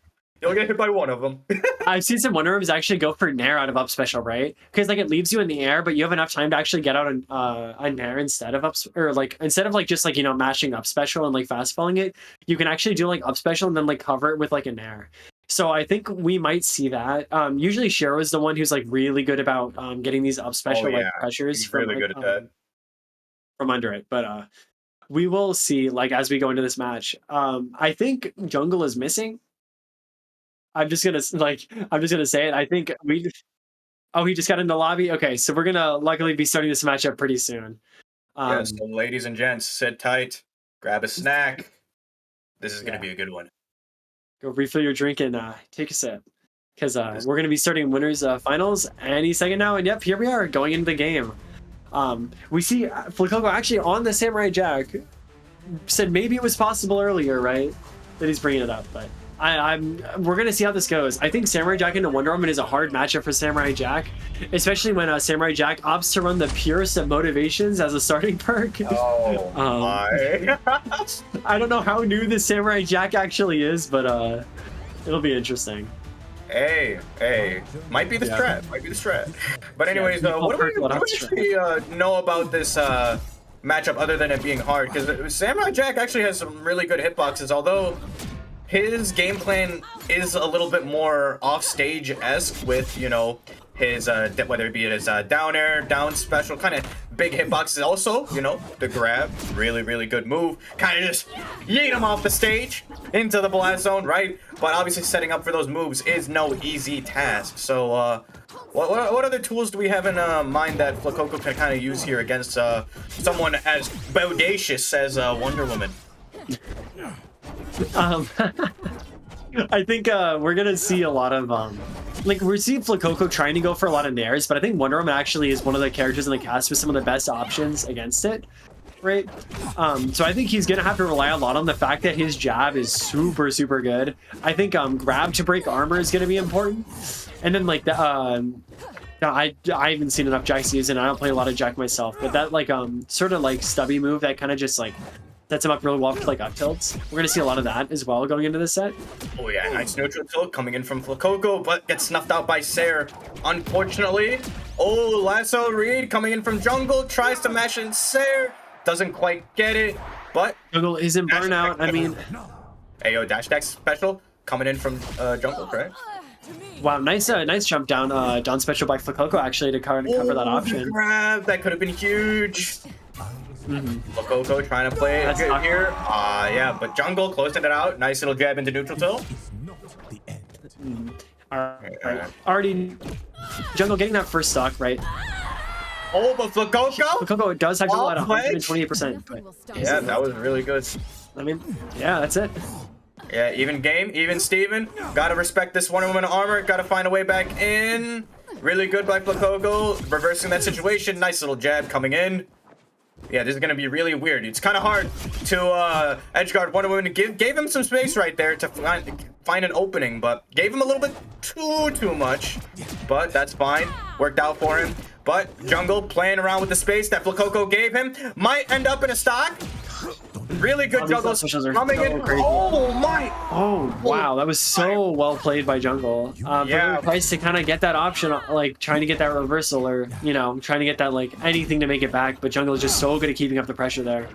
Yeah, he hit him up there. I really thought Flakoko would end up getting that stock there, but jungle coming out on top right there, right? So that was a really good reversal of the reversal, as so to speak, right? So jungle up a stock right now. Flakoko's got to play just really good. Oh, like we said before, up special nair. Oh, that side special is going to be enough to get the kill. Yeah, 80% on Flakoko on his final stock, but it's definitely winnable. Flakoko just opting to run away from that Wonder Woman armor application, and that might spell his doom. Jungle at 2%, Flakoko at 100 himself. Yeah, this is gonna be pretty Oh, no, uphill for Flakoko. Getting up tilted, dodges the lasso. Nice Both spacing players on in that burnout. stair. Ooh, Flakoko might be able to do something here. Get snuffed out by Sair again. Unfortunate. We're resetting neutral here. Flakoko playing high. Going low. Playing high again.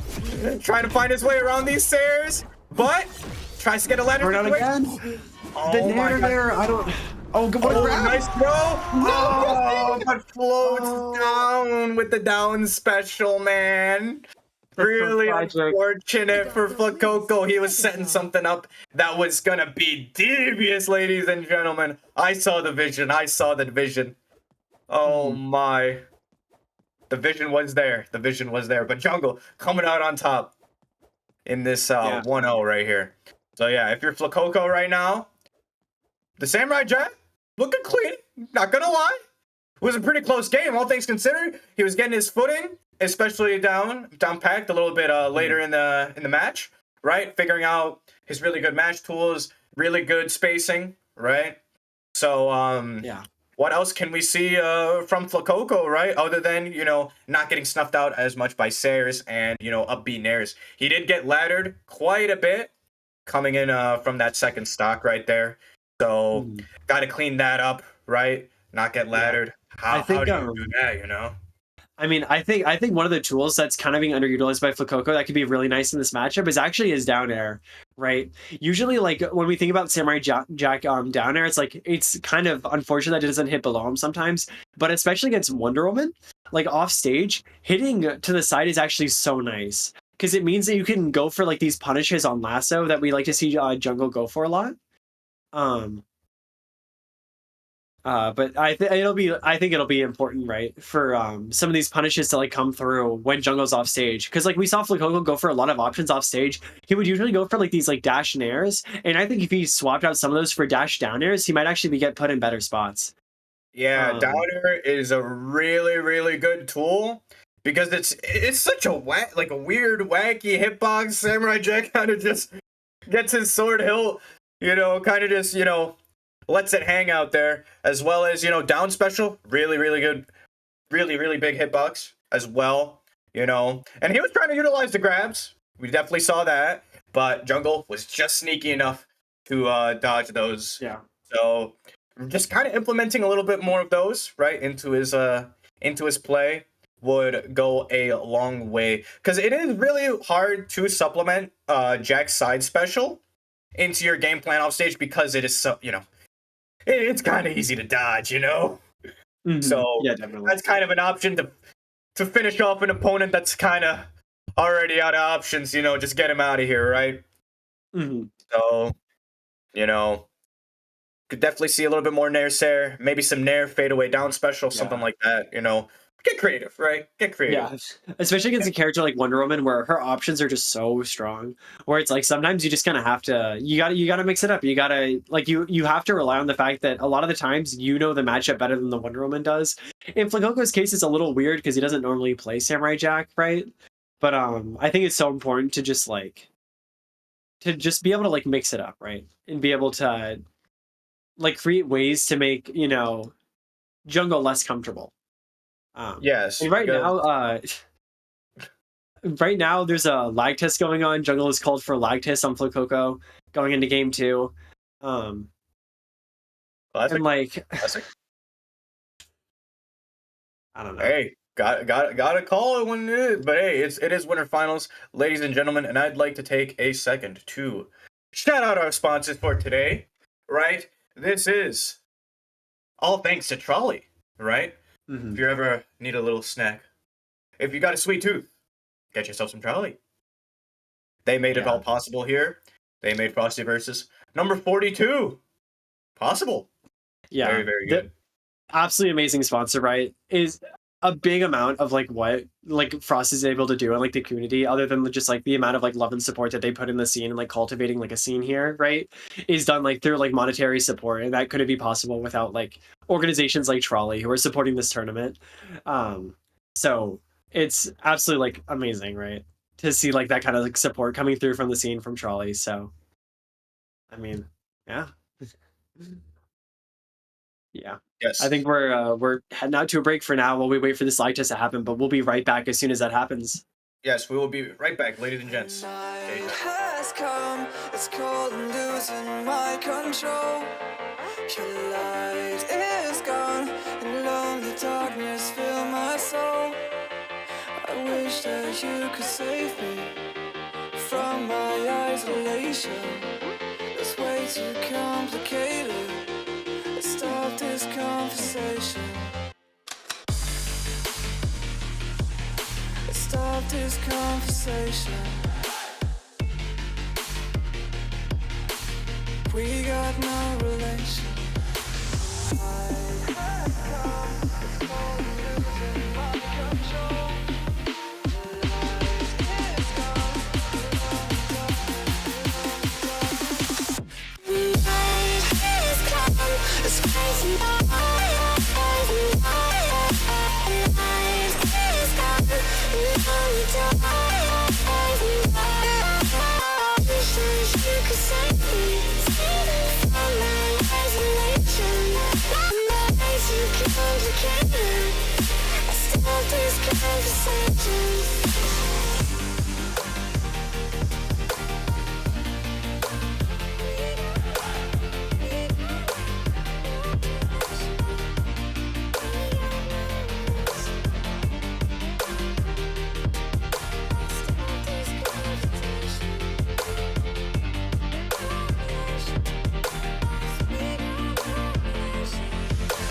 night has come, it's cold and losing my control.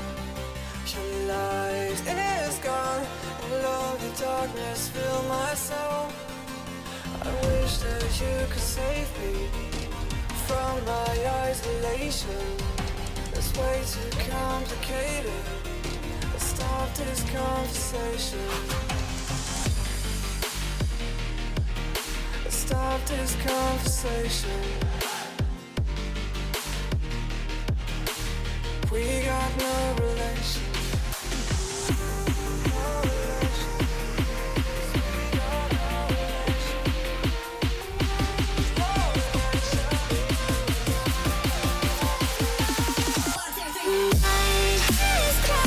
It's crazy.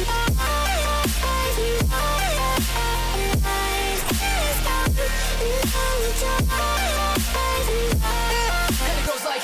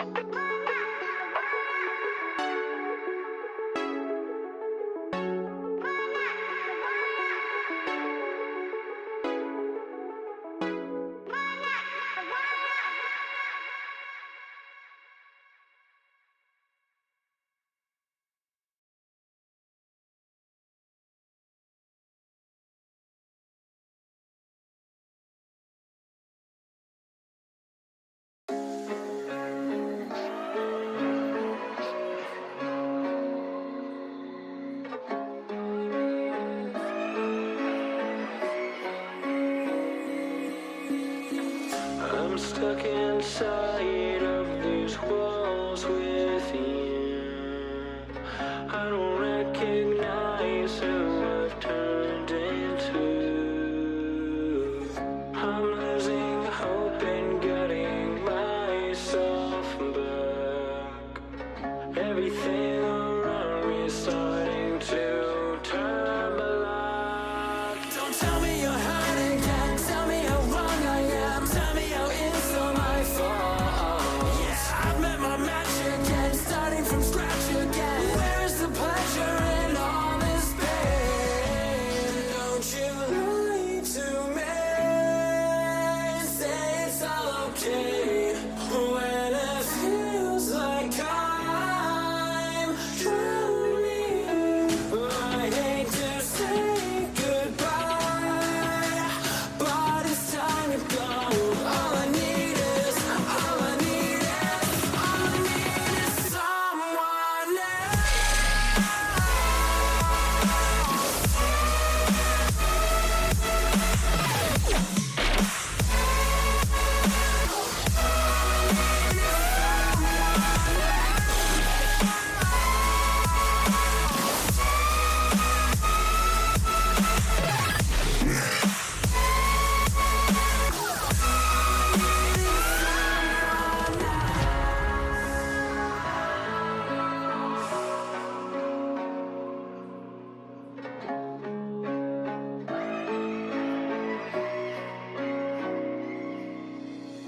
I've never felt more divided than now. All right, y'all. We are back from our break. Both players have been lag tested, and unfortunately, we have to DQ Flacoco from winner's side. He failed his lag test, right?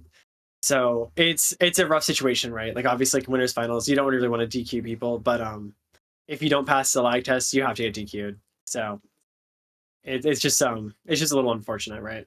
So Jungle will be moving on into the bracket's gonna be updated in a second, but Jungle's moving on to grand finals winner side, and Flacoco is probably gonna end up DQing from the tournament.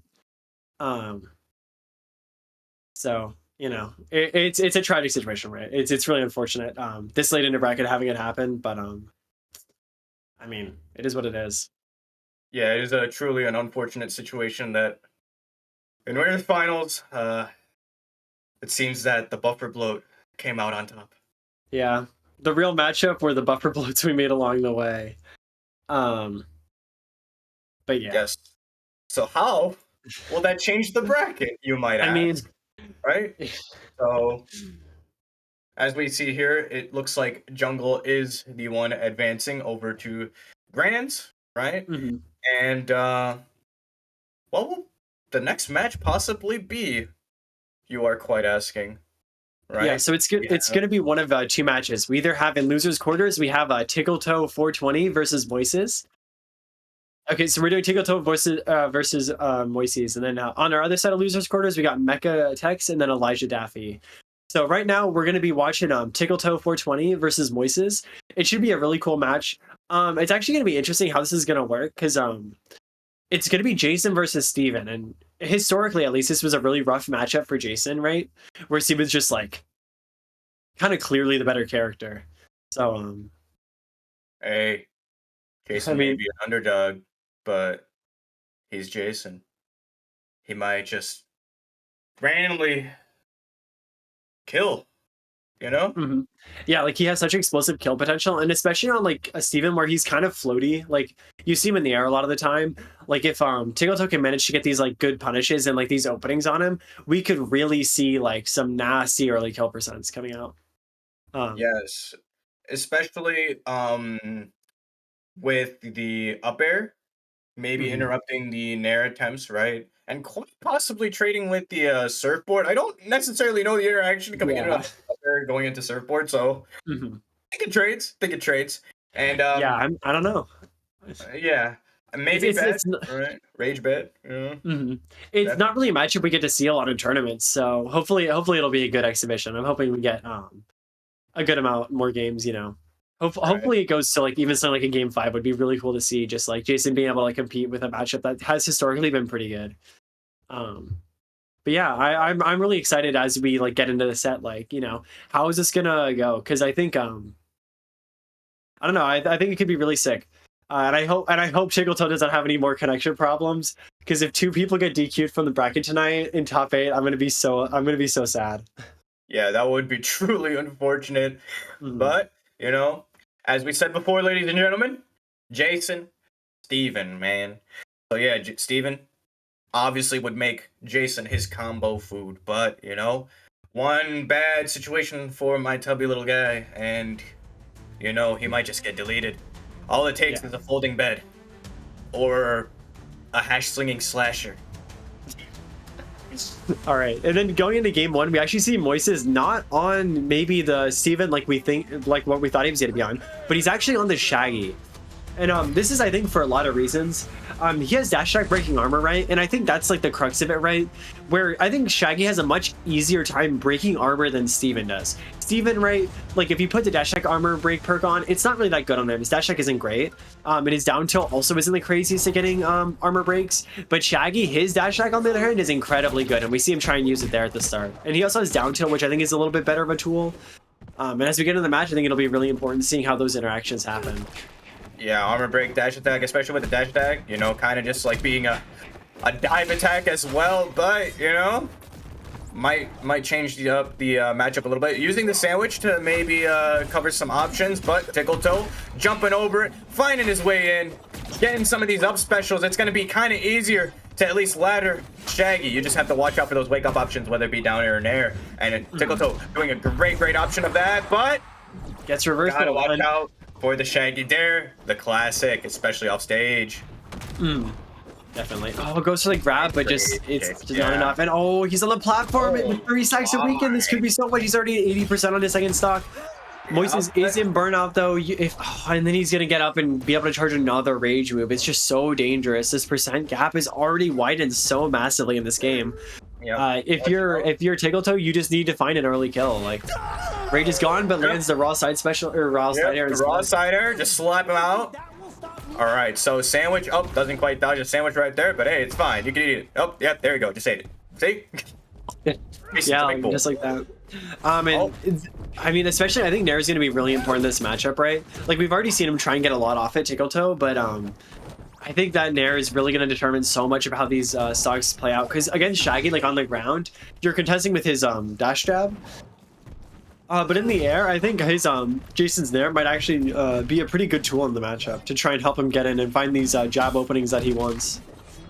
Yeah, but what I do find to be kind of hard about Jason is using up that dodge meter to kind of find his way in, right?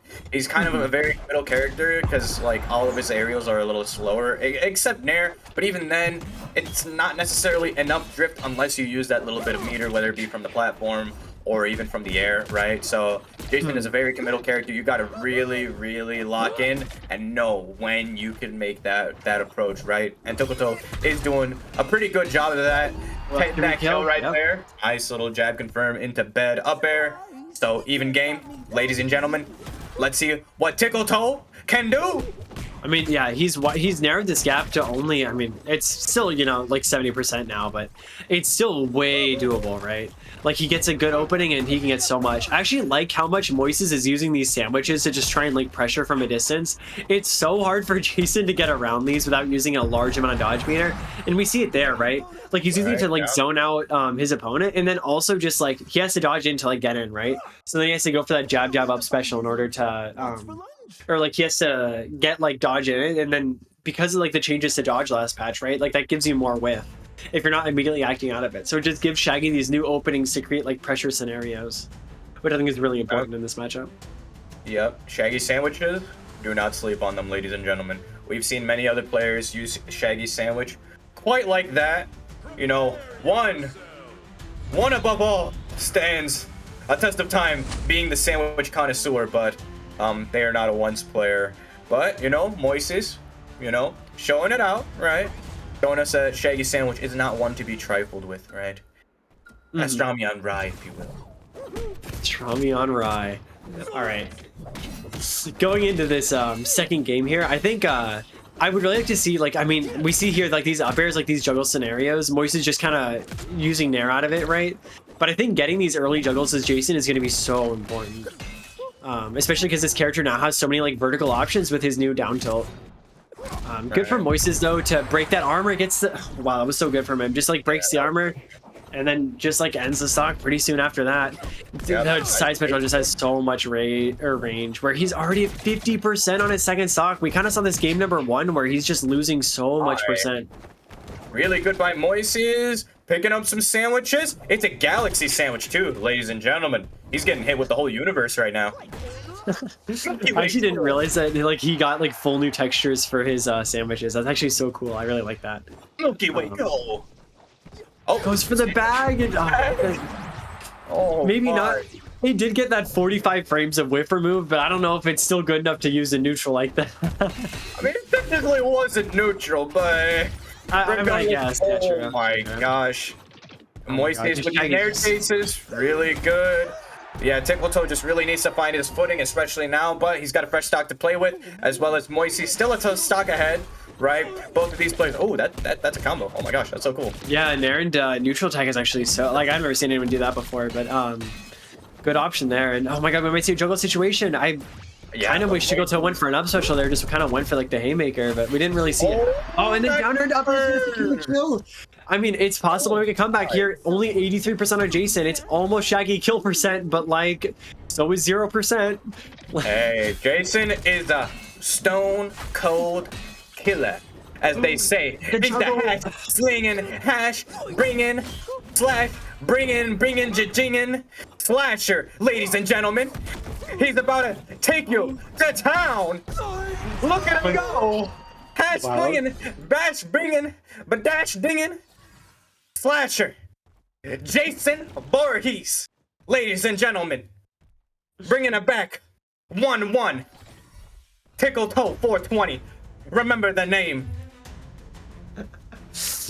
All right, I'm so sick, right? Like you're starting there at 80%, and he basically just out advantage stated him the entire time. Yeah, that was really well played. That's just more of what we need to see, right? Like these juggles, taking full advantage of the fact that Moises is kind of mashing Nair at a disadvantage, right? We kind of saw that entire last stock where he just got hit like a few times, and he just started hitting Nair. The true Steven classic. Yes, so that was really, really good coming in from Tickletoe. The absolute comeback factor from Jason Voorhees, right? But, you know, obviously, we all know Shaggy Rogers as well existing, right? You know, with these Nair chases, especially very, very volatile on Jason, regardless, you know, of his armor grab, right? But, you know, Tickletoe doing a pretty good job, you know, finding his way around that. See, nice little punish on the Nair, getting his way out, popping that rage mode, running away from that dash attack, really good spacing. Oh, rage? Aura, nope. Not necessarily going for the aura play, but that's fine. Taking a rage kick to the face. Jason can do that, ladies and gents. Yeah, like already, like we saw Tickletoe get up to a pretty good lead, but Moises is doing good to like bring it pretty much all the way back. Goes for the dash attack, trying to break that sandwich, but Moises just holds on to it, not really letting him get these easy openings he wants. But like last time we were in this situation, right? It was like Tickletoe there trying to go. Oh my god, the sandwich is enough to kill at 130. Sandwich killed him. It's so strong. Moises is now no longer in burnout, but that might be stock. Nope, barely not enough. Quite, and then not quite. And every time you don't get a kill on Shaggy as Jason, he gets another rage move. Using the grab though to try and get through this armor. I'm actually quite get it. He might take some percentage here. Takes only 36. Tries to get the dodge read. Gets the read right there. Boom. There you go. All right. Go. Both players on their second stock right here. 30% combo on two hits of. That's kind of crazy. Hey yo, that's hype though. Neutral attack and a dash. Hey yo, we're seeing Nair into neutral attack, yeah. Or what is it, like neutral attack dash attack? Yeah, we've seen it all after Nair. It feels like but he's in burnout. He's in burnout. It could be everything. Doesn't get the follow up though. Yeah, goes for the neutral attack. What option? I don't know. And then Moises just holds out that stare. Tickletoe going for a preemptive dodge and just isn't able to find anything off of it. Yeah, but Tickletoe's already at 70 on his fresh stock and 3 seconds weakened. Well, you know, 78, no weaken. But as we saw before, Tickletoe's has a great comeback factor with the rage mode. Rossair, not quite finding its mark, and because of that, Shaggy Rage popping the rage of his own. It's Rage v Rage. Jason's Rage coming out on top. Ladies and gentlemen, Tickletoes might find something here. Yeah, last stock scenario for them both, and I mean, Moise's just gonna, we saw it last time, but oh my god, this damage is enough to break the armor. Gosh. It does more than any damage, so you can just use it to break armor there because he didn't he didn't charge it enough. And I mean, it's just enough to kill. That's the second time he got a sandwich kill in that platform. Dude, that is insane. It's really good coverage because Jason's always figured that, you know, I'm just gonna pop this rage move on the platform, right? You know, to watch out for, like, let's say, like, Shaggy Dash Attack that'll armor break him. But, you know, Shaggy Sandwich had something different to say right there. So, you know, now Tickletoe is definitely rethinking that platform strategy, especially with Shaggy Sandwich just kind of bonking him to the top of the blast zone there. Yeah. So, I think going into this matchup, I'm going to be honest, I think there's one thing that's really holding Tickletoe back, and I think it's he's going for so many grabs on these rage armors, and I feel like you just gotta dodge them. Like, just like, he has 7 seconds on that timer, right? And Tickletoe's playing it like he has eternity. But he can, like, outlast a lot of these charges. So you can just, like, bait it out and then punish him for doing that, and then Jason's in a good spot. Obviously, it's easier said than done, but I feel like he's getting hit every time, and then he's taking, like, 70% after getting hit in rage. And I really think that has to, like, stop if he wants a chance at winning this set. Oh, but that, you see that armor usage right there? He purposely whipped it right there, but used the armor to get out of the ladder. So, oh yeah, the rage Charge up is just not enough, but it sets him in such a good spot. Oh, And but the downer was enough. Oh my gosh, Tickletoe, Jason is not to be trifled with. Ladies and gentlemen, guess that up tilt, up air, double up air, not enough. Quite enough to kill Shaggy. But obviously, jab, jab, reverse, up tilt, up B is enough to kill Jason at that percentage right there. Really good by Moises right there. Ooh, see? Oh, nice little dodge. Already right there. Like, he's dodging it, and then he's only taking like 12% instead of just, you know, like 70. He's dodging in really aggressively. Yeah, he's just trying to find his footing back on the stage, but, you know, Shaggy just kind of covers that with Nair. Ooh, almost gets the bed right there. He tried it. Yeah, Moises is almost in burnout, so honestly, like, if you force out a dodge from him, I feel like you can be in such a good spot as Jason here.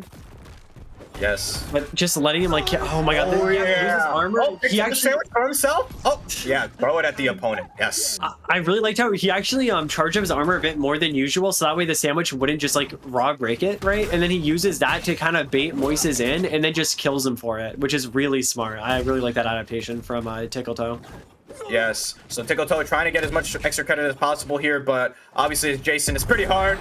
Yeah, didn't get quite too much right there. 28 damage, but, you know, finding those, you know, neutral interactions is pretty tough. It's very committal as Jason, right? Already 3 stacks weaken on him. Shaggy fully charged there, picking up the sandwich. Sandwich again. Nice little sandwich coverage coming in from Moises. Trying to get it there. That dash attack barely scraping by. Getting him. Good dash attack to try and get in there. Shaggy, though, has an opening of his own. Nair into dash attack into Sair. It's not going to be enough. Baits out the charge. It could be so massive for him. Gets another side special, whiffs it. Tickletoe only 2 bars a meter off stage. Shaggy is so content to just start throwing sandwiches. And another dash attack, it's still not enough, but it could be everything as we go into this final stock situation for both players. I mean, it's just so dangerous. 6% of the rage, it's going to be enough to break it. One more sandwich should do it. Oh, he's throwing sandwiches. Yeah, that's the stock. That's a sandwich war, man. That's just pastrami and rye. Pastrami and rye is enough to take Tickletoes out. Everybody, give a round of applause for Tickletoes with the run on Jason. Very, very good run. I mean, he did really well there, right? Like, it was a good attempt. I mean, he got 5th in like a really stacked tournament. Like, it's super sick for him. It just, I just feel like it could have been more. You know what I mean? Where it's like, he was so close to just like, there were some times where it's like, yeah, you get the advantage and he'd have like everything. And then there were some times where I'm just like, you got to dodge like these rage kicks that Shaggy's throwing out. And if you get hit by too many of him, you just lose the set. And unfortunately, that's just what happened. Yeah, he was just getting spaced out by sandwiches. And, you know, sandwiches were just really good option coverage as well. And Jason's disadvantage, pretty tough, right? A lot of it, especially in that second stock, I believe, he was just dodging in on Nair. A lot of the times, and Moises was literally just standing still, running it up on him. Yeah, definitely. playing his boots on Jason's. You know what I mean? Yeah. So very awkward situation to be in, especially with Jason, right? So trying to find your way to get back to the map, right? Very hard, but gotta find a way around that. So And I'm just excited for our next match, right? Like we're moving in to the other side of losers quarterfinals, and we're gonna get to see Mechatex, who we saw in Agent Smith earlier this tournament, and we're gonna actually get to see him fight Daffy, who might actually be going back to the Rick that he made it into top 8 with. He might stick to that banana guard that we saw him play against Carrie earlier. But if we're lucky, we might get to see Rick, one of the characters that I think got the most changed from the patch, and actually got some of the most buffs from it. Right, like we've seen. I mean, we haven't seen it yet in this stream, but like we've seen some of the crazy things Rick can do this patch, and I'm just so excited that we get to kind of see them in a tournament format, right, against some really good competition. yeah, especially since the last time we saw Daffy on stream was actually a banana guard ditto, which is interesting enough, right? But now, sticking to the ring, right? Finally pulling him out into the top 8 right here, as well as Mechatex holding steady on his Agent Smith pick, right? Or, well, Bat Smith for all you ladies and gentlemen back at home. So, Mechatex already starting really, really strong here with the Agent, double Agent. Nice little almost double up air right there. Nice little jabs coming in hot. He's really, really explosive. This is the Mechatex that we normally know and love, ladies and gentlemen. But, Daffy talking back to him. Never mind, Agent Smith. Never mind again. Never mind yet again, ladies and gentlemen. Agent Smith getting the first stock. Yeah, it's just so it's just such like good advantage save, right? Like he's getting these 0 to 50s and just like continuing that, not really letting like Rick, because like Rick is a character where it's like he wants some space sometimes, and then he wants to like do a lot of damage all at once. But if you can really stop him from getting a lot of these openings, you can do so much against him. And like if you make it so that he's never able to like get these like super incredible setups that we know him for, and Agent Smith is such a good character to do that because of the way that he can interact with Rick's projectiles. Daffy though, I mean, getting a pretty quick return on that stock. He was down super far, but now he only has 60%, and now he's in polymorph. It can be so much for Rick, right? Like obviously that weight increase, but also just like it makes all of his setups easier. But jabbing to double or jabbing to up tilt up air is just so good on Smith for getting rid of Rick stocks. Yeah, as well as Agent Smith being able to use his gun, I believe, to delete some projectiles. Agent Smith is a true American, ladies and gentlemen, even though that may or may not be an unregistered firearm. So, yeah, definitely something to play around with. Oh, and he has a parasite, planting that right into Rick, and an Agent. Oh, doesn't quite get the follow-up right there, but that's all fine and dandy, right? Resetting neutral here. And Mechatex still holding a stock above him. Right, so, oh, nice little trade coming in there. Really good for Mechatex. Oh, but Daffy with the interesting portal play. Yeah, but doesn't quite kill, right? Oh my. Tries getting it set up there. It's just not enough, but gets the stock. 100% on Rick going into this final stock, and I mean, you just can't get jabbed, right? You can't get up tilted because it converts into up air, but he actually drops the up tilt confirm. Rick has a jab, and I mean, Mecha's in burnout. If he gets a giant combo here, it could be everything. Oh I mean, my, that could have been everything. That could have been everything right there. Yeah. But resetting neutral, once again, both these characters very explosive. We'll see something here. Quite possibly from either of them. Nice little dodge coming in from Mechatex to avoid that. Mechatex playing uber aggressive right now to find something, anything. He just wants to end the stock. There we go. Jab, up tilt, doesn't quite get the second up tilt. See, he's keeping the pressure. Yeah, he's keeping the pressure. But the down air kills. Yep, down air kills. He just kept the pressure the whole time. He did not want to let Daffy breathe at all, ladies and gentlemen. Really, really good aggression coming in from Mechatex. Really, really good aggression. Really, really good. Really good plays from Daffy. Daffy was starting to get a little bit of his footing near the end of the game, right? Starting to do some crazy disadvantage stuff with the portal, So, definitely will be an interesting set here, ladies and gents at home. Yeah. I think going into game 2, right? Like, I actually think both players did pretty well. It's just like Mecha just had a huge lead at the start, right? Like, I don't think it's needing to like, change your like play style or like how you're interacting in neutral. I feel like it's just like you just can't let yourself get overwhelmed by Agent Smith like that, because he's such a snowbally character where it's like you get a little bit of percent, you get that opening jab, and you can confirm it into so much more. So it's really all about you know, Daffy really not letting him get those follow-ups that he wants. And I mean, that's a good start. Yeah, see, there you go. Wow, that was so sick. Oh my for him. gosh. Yep, didn't drop him. Yeah, I definitely don't want to drop those confirms, but yeah, that was all true, I believe. I think Yeah, it was the all up true. air, I think the up air is a DI read. I was told that it is, but I'm not totally sure. Not in polymorph, I don't think so. Oh yeah, polymorph is insanity. But Mechantex trying to make a play here. Up tilt, side air. Oh yeah, pulled out the America, but America was not enough there. All right. And I'm already here in neutral, right? We see like both characters. They're both kind of just like fishing for it. We all know it. We all love it. It's jab. But obviously, like Rick, this patch, he got so much whiff taken off his jab. You can mash it in neutral. Like, and we see it like there, confirming into the kill for Daffy, where it's just like there, it just doesn't have enough whiff. But it just. Oh my, up tilt, up air, coming in from Mechantex, really strong right here. Up tilt, ooh, doesn't quite get the up air. Oh, it'll go this time. Yep, there we go. Up. All right, so Daffy is up a stock right now, and Mechantex is kind of in a bad spot right now, but anything could happen, and by anything could happen, Daffy takes the stock. Ladies and gentlemen, oh my gosh. Really, really good plays by Daffy right there. See, he kind of found his footing, like I thought he would. So 1-1. What could happen here? What could happen? Will the explosiveness of Mechantex be enough to overcome the power of Rick Sanchez, right? Or will Rick Sanchez, you know, find his way like he did game 2 to do Rick stuff, as you know, we all like to say, right? So game 2 opening up. Let's see what happens. Polymorph off the start. Mechantex doesn't want to let him get it, but you know, Rick Sanchez finds a way through.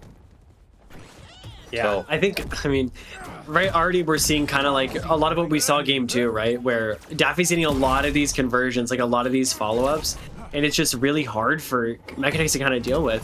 These like waves of projectiles. Like game 1, he won by like stuffing out a lot of his options and just making it so that he could never get these setups. But Daffy is just so good about like now winning neutral more, and then also just like getting more off these setups than he did game 1. Which is something we're definitely gonna have to see if he wants to win the set.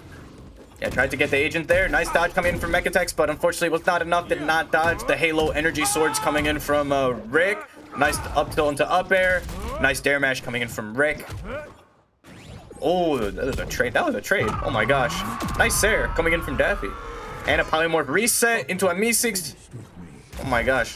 There's a lot happening on the screen right now, ladies and gentlemen. But Mechantex We'll charge up till it's just gonna be able to get that kill. I mean, yeah, we see there, like, you can't get grabbed by his down special. You can lose your stock so fast, especially because Agent Smith up tilt is just one of those strong moves. Mecha finds the jab, is trying to get an edge guard situation off it. Misses the down special though. They're both in neutral. Rick gets the hit, can't get the Sair. Goes for an up special. I mean, they're both kind of just swinging in neutral, trying to get anything that sticks. Daffy is in burnout though against Agent Smith, which can be so dangerous. Doesn't look like he can get anything off of it though. He's just gonna try and wait out that burnout, and he successfully does without really taking any percent. Agents with that 90, which, I mean, it might be kill percent. Tries to go for an IAD flying Mi-6, but actually ends up messing up. Doesn't really matter, though. Ends up getting the kill anyways. Yep, so obviously going for the polymorph reset, but Mechantex coming back with the gun. Bow, bow, bow, right? With the reset with the agent. See, he's getting punished out of agent a lot, I've noticed as well, because Daffy's just kind of dodging the agent, you know, just punishing him with a jab. So, nice little platform usage there. I mean, that was a really good follow-up. Mechantex kind of evening up the stocks to go into our last stock situation. Daffy's just going to be throwing out those Sairs. That whiff change is just so huge in this matchup. It really gives Ricks like the tools to deal with a lot of what Agent Smith has to offer. But now you're polymorphed in an Agent Smith combo. I feel like that just makes you more of combo food. Yes, that was really good by Mecha to attempt to like get him out of the polymorph, but you know, it was comboing him in the polymorph regardless, so not too bad on the Agent Smith side. Even game nonetheless, ladies and gentlemen. However, Mechantex is in a really bad spot. Resetting neutral right quick. Anyone could take it right here. You gotta jump over the Mi-6. Both characters pretty much at an even meter, but Rick having stage control. Agent Smith makes it back, gets the up till that should be game. And that's game. Really well done by Mecha. 2-1 in the set. Mechantex. So This is where you want to be usually. Ladies and gentlemen, 2-1 above your opponent. More time, like I said before, mix it up, figure something out, right? Or keep doing what you're doing, but a little bit better, right? So, what can we see out of Daffy? What can we see out of Mechatex? Find out right now, ladies and gentlemen, as this game starts. Number 4. Game number 4. And loses quarters. I mean, I feel like Daffy just like, it's all about like what you drop, right? Because like both of them are both getting a lot of openings, right? But I feel like Mecha's openings are actually more consistent than Daffy's are in terms of like just like knowing and like how you get all the confirms. Like we see him drop it there. He actually has a really cool way to cover that, which I didn't know existed. He just goes for jump. Yeah, he improvised that. But off the tunnel and getting the kill early. Yeah, getting the kill early right there. Really good by Daffy. That was so sick. That was so cool. I just love, like, I mean, you cover like you miss the confirm, right, and then you find a way to cover it and then convert that into a kill, and that's so sick. Yes. The ID flying Meeseeks that Daffy's going for are getting him so much value into these up airs, into these up specials, and into these Sairs. Yeah, but hey, Mechatex finding his way through right now, already putting 82 on the board, even though he's at a stock deficit. He's had pretty much the advantage throughout this entire stock, getting that jab, getting that up tilt, into up air confirm. Ladies and gentlemen, that is the Agent Smith classic. Hit him with a 1, 2, 3, 4. America. 1, 2, 3, 4. Nice little jab. Nice little pistol. I mean, Mech is doing so well here in this advantage state. Like, we see him getting so much on Daffy here. I really like the portal bait and then just canceling with a dodge. That was so cool from Daffy to make it back for free. But Mecha just not, like, once he's back, he's just in constant disadvantage. Like, when Daffy was winning, we saw him, like, be able to hit and find a lot of these jabs, but, I mean, Mecha's doing so well. He hasn't really let Daffy get any of those, and he's getting so many of his own. He's just winning neutral every time. Yes, really good plays coming in from Mecha. However, Daffy could change the tide right now with the Dare, Sair, dodge and whip. Very interesting setup right there. However, caught in burnout. Has a portal to get back in the stage, get some stage control. Really good play coming in from Daffy. However, he's got to play really smart if he wants to possibly win this game. And of course, you know, he is on a tournament stock right here. So this is going to be a pretty weird situation to be in. Whilst getting burnout. Down air. Lands a down air. Goes for the aggressive option. Last stock situation for both players. 86 on Daffy, not on Mecha, and I mean, Rick's in burnout, but he could get this crazy combo. Gets the up special, leaves him at around 33%. But the jab, up tilt, it's not too up air, almost gets him. Gets the jab. Sair doesn't quite get the whip. Goes in for the mashup. Sair, ground bounce. Meeseeks, up air. Oh, goes for the coverage with the up special, didn't quite get it. Side special finds its mark, but not necessarily having bullets, I believe. But regardless, that's the game. That's the game. Just gonna confirm it. Yep. Really well done by Mecha. Taking the set. 3-1, ladies and gentlemen. Really good plays by both of these players. Yeah, really both of them played so well during that, you know. And I mean, we're going to be moving swiftly along, right? Now we have loser semis, and it's going to be Moises versus Mecha. So we're, I think that's actually, it's not even a rematch because they haven't fought yet, but it's just going to be like, I think it's going to be a really interesting match to see, right? Like we have Mecha on that Agent Smith, but we also, you know, saw Moises earlier fighting a character who's also known for having really good jabs when Moises was fighting Krishan. So I think it's going to be interesting in seeing like the different ways in which like Mecha and Krishan will like approach this and see if Mecha has any more success on a pretty jab oriented character.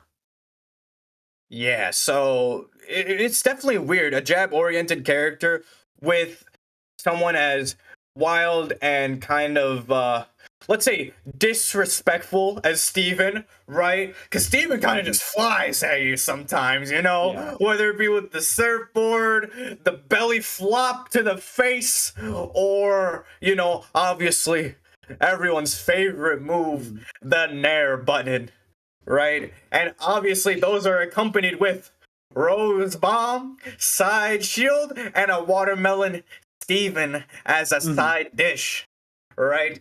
So let's see how Mechatex kind of deals with that. Whether, you know, he uses gun maybe to kind of keep Steven at bay. I don't necessarily know how this matchup goes. So we'll definitely see what's up in here. Definitely see what Mechatex cooks up. So that'll definitely be a little more exciting. So, you know, especially with Mechatex in his advantage state right now. As we saw him earlier in the bracket, he was kind of a little hesitant, right, when it came to offstage situations. But lately, he's been on fire with it in the advantage state, going for those riskier options, going for, you know, those side airs, fadeaways, dares off stage, you know, gauging the options, right? And as well as Moises, right, pulling out Shaggy. Steven, you know, we don't know what could happen here, but I assume he's going Steven, right? Yeah. As a comfort pick, right? I would be surprised if he wasn't going Steven here. Maybe he might feel the need to pull out the Shaggy again, but I think he's just going to end up being more comfortable on the Steven than he would the Shaggy anyways. Yeah, definitely the Steven, you know, with the stage control, because Agent Smith doesn't really necessarily have, like, I guess, burst options to deal with the side shield, I think. And I don't know how interactive Agent Smith is with Watermelon Steven, kind of knocking him out in one blow, right? I don't even know if he can with up tilt or maybe, you know, side special out of nowhere. So definitely something interesting. As we see again, ladies and gentlemen, it looks like Moises is sticking it out with the Steven. And of course, Mechadex with the Agent Smith run, as always. So let's see how this matchup goes, ladies and gents. Grab a snack. This set's going to be another good one. Anything you want to say about this set yourself, Mr. Toast? I think, I don't know, I'm just interested to see how it gets started, right? Because Right. I think from the start, we're gonna have to see Mechatex deal with a lot of the Steven cooldowns in a good way, and I just hope it's like, you know, we see that throughout the set, right? Because I think when people struggle against Steven, like, and you see it in these matches too, like whenever Moises is like really overwhelming people, it's oftentimes because of like the combination of utility. So. Oh, Agent grabbing Watermelon. Oh, I don't even know how Watermelon got knocked out, but hey, he got knocked out. But yeah, He's gone. That's all that matters. Hey, 79 already on Steven Universe right now. Moises talking the back tech to Agent Smith with his own combos. Really, really good by Moises right here. Rose Bomb trying to shoot the barrier. I mean, we even saw it earlier, like earlier on in the set, right, where he tried triple shooting the bear and it got him punished again. So I don't know why he would go for it that second time too. Moises obviously, Moises is really good at getting like these tech chase scenarios, combos that into the Rose Bomb up air, right? So you kind of see like everything like we need to find answers for if Mechatex wants to win this set. So yeah, because Moises is already a stock up on him, as well as already racking up some percentage, right? Oh, 65, and he's got a free bubble, you know, along with it. yeah, Oh, misses the follow up, but I mean, still so big. Still huge, still huge. Oh, there we go. Side specials move. There you go. But unfortunately, getting a hit. Okay, Agent Smith with a fadeaway there. Nice, nice, nice. Yeah, so I mean, like, but we already see here, like, Mechatex is bleeding percent. Moises is pretty comfortable at 100%, right? Mecha also at 100%, but a full stock down in game one. I like the platform launch that he did there. That's so cool. That wave went insane. I've seen it before, but yeah, now jab up tilt is gonna be enough to do it. Hit him at around like 130. Jab up tilt was just enough to kill, and Rose Bomb just wins the interaction on Mecha. Yeah, they're both. I mean, they're both at 0%, but one stock on Mecha left, and Moises is sitting comfortable at 2 stocks himself. Yes, sir. But yeah, you know, especially with that tech that Moises really loves to use at the top of the map with the up special shield. You know, what are you really gonna do when a Steven is moving Mach speed at you with a Rose Bomb, right? You gotta respect that. There is The surfboards are so devastating. He's used like 4 surfboards in a row, and there's just nothing Mechatex can do about it. That's basically a 0 to 100 coming up from Moises, and the Nair is gonna try and end the stock. Can't do enough though. ID up in there, and just... even Mechatex doing really good, but not and the downer's quite enough to do it for enough. Moises. Yeah, Moises taking that game convincingly on the Steven Universe. So, man, oh man, what are we gonna see in the next game? Are we possibly gonna see a character swap from Mecha? Never know, because he's got some pocket characters, you know, that go pretty well into Steven. I think he could, right? But I think I mean, if the return to lobby button is any indication, we might be seeing a character swap. But yep, Samurai Yep, Jack. there it is. Ladies and gents, we got Giga Tex in the building. The Samurai Jack himself. See, he's always got the pocket jack coming ready. So, what are we gonna see here, ladies and gents? Obviously, we all know Jack goes pretty well into Steven. I'd like to say that it's an even matchup, right? But, you know, Jack has really good offstage options that go well into Steven as well. You know, that down special really keeps Steven in line, hits that blind spot really good. So, definitely, even that side special right there, right? You could possibly set up for a blind spot hit. Neutral interaction win, and as well, Samurai Jack jab, we all know and love it, right? But Moises finding his footing, Samurai Jack says nah, going back in. Yeah, and like here we see Moises just like pressing that advantage. Mecha manages to hit the down air. Moises is in burnout. You want to see him kind of get a lot here. The jab might start it. Did you both just run into each other trying to wait for the other person to panic? The mix-up is too heavy. Mecha Tex kind of just pressuring something out of Moises, but Moises using that up shield to gain advantage state back, or well, some stage control at least. Throw him off into the blast zone. Yeah, jab into ID grab, not going to get it at 122, but it's going to be so important in getting these kills. Yep, oh yeah, get that watermelon out of here. All right, even it up, tries the side special right there. Ooh, mashes that down special, but gets caught into it. All right, Rose Bomb might get something here. Yeah, the mash there, really good, coming in from Moises right there. But yeah, Mecha is definitely a little bit more comfortable with the jag. He says he has to really find his footing in this game right here, ladies and gents. And right now, he's, man, lost that neutral interaction, caused him to get 73 to the face. And there's a Rose Bomb that you gotta respect as well. Moises is doing really good in advantage state right now. Mecha's just gotta find his footing right here, especially around this. Yeah, that is just... Yeah, he's going so far up in the blast zone. Like, how do you interact with that as Samurai Jack? And it's like, you pretty much can't. I mean, Moises at a pretty comfortable full stock lead. And then on top of that, you have to get another kill on Samurai Jack. Yep, gets the kill, but you're still a full stock down here, right? Yep, and there's the Rose Bomb, side shield, and Watermelon Steven, all basically the whole Steven delight. But Mechatex looking for it. Didn't quite get it. But he's still got the pressure on. Didn't quite get it. Reset in neutral. Mechatex keeping it somewhat passive-aggressive here. Looking for an option.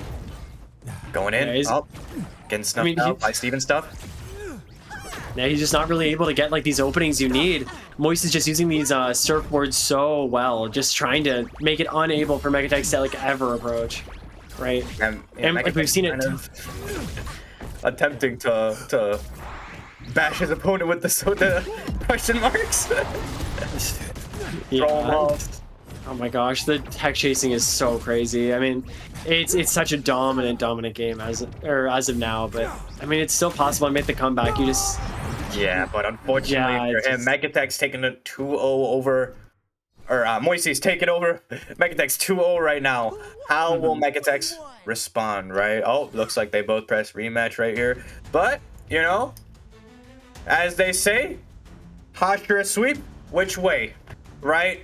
And as you guys know, right, little guild tag here, both of these gentlemen are actually in Hashira, right? So, one way or another, someone might get sweeped.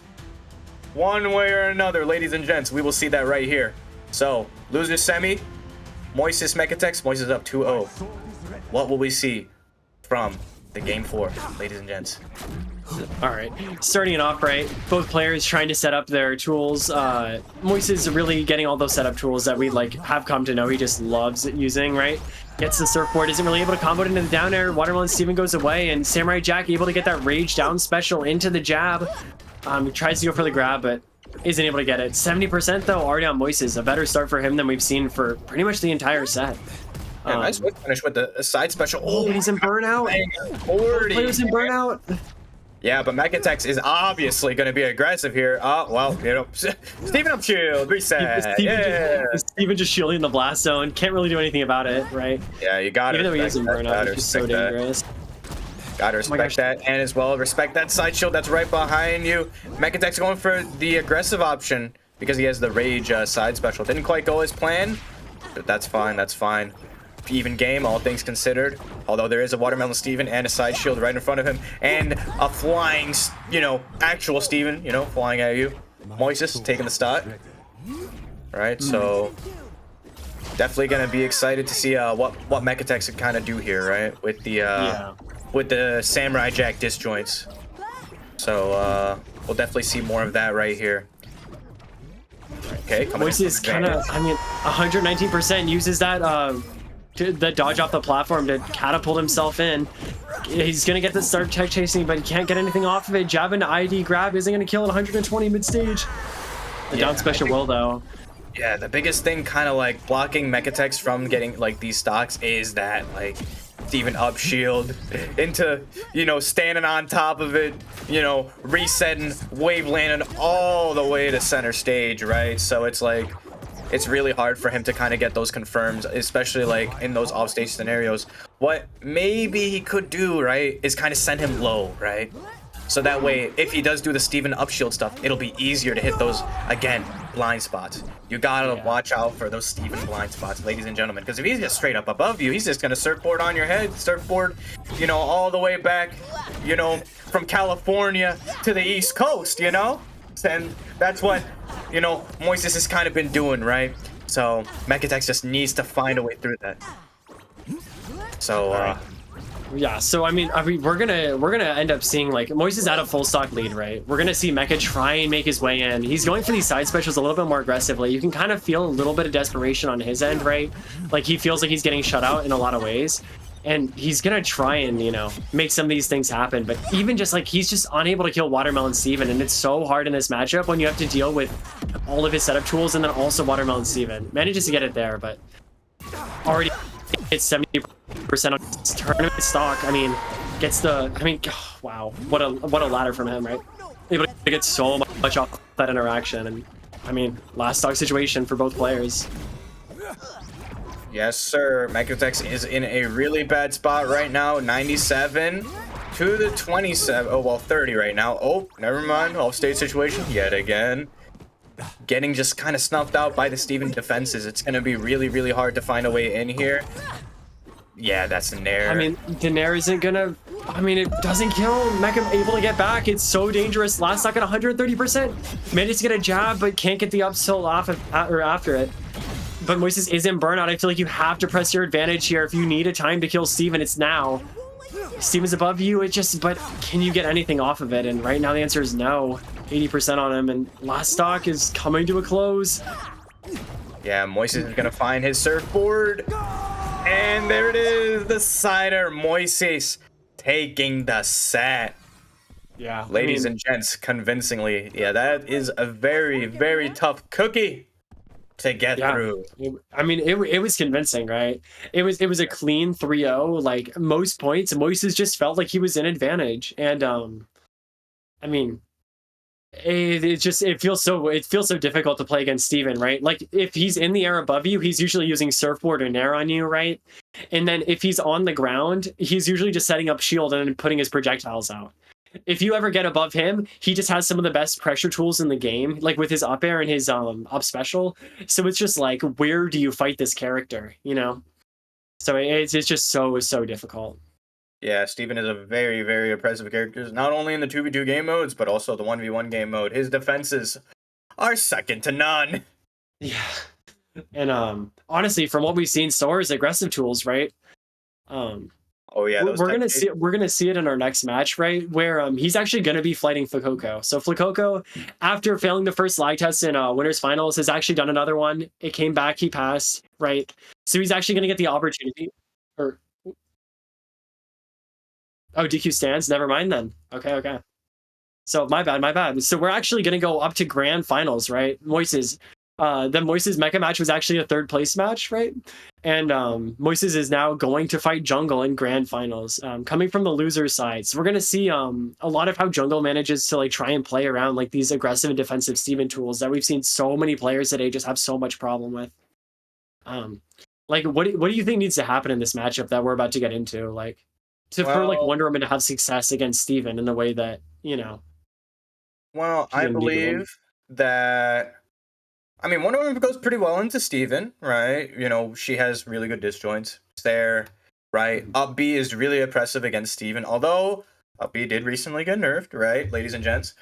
But still, very good option, right? Very good option for the Nair. As well as, you know, Wonder Woman has her own little Nair, right? In case Moises uses Shield, although he has been using Shield all too much, right? So, Mhm.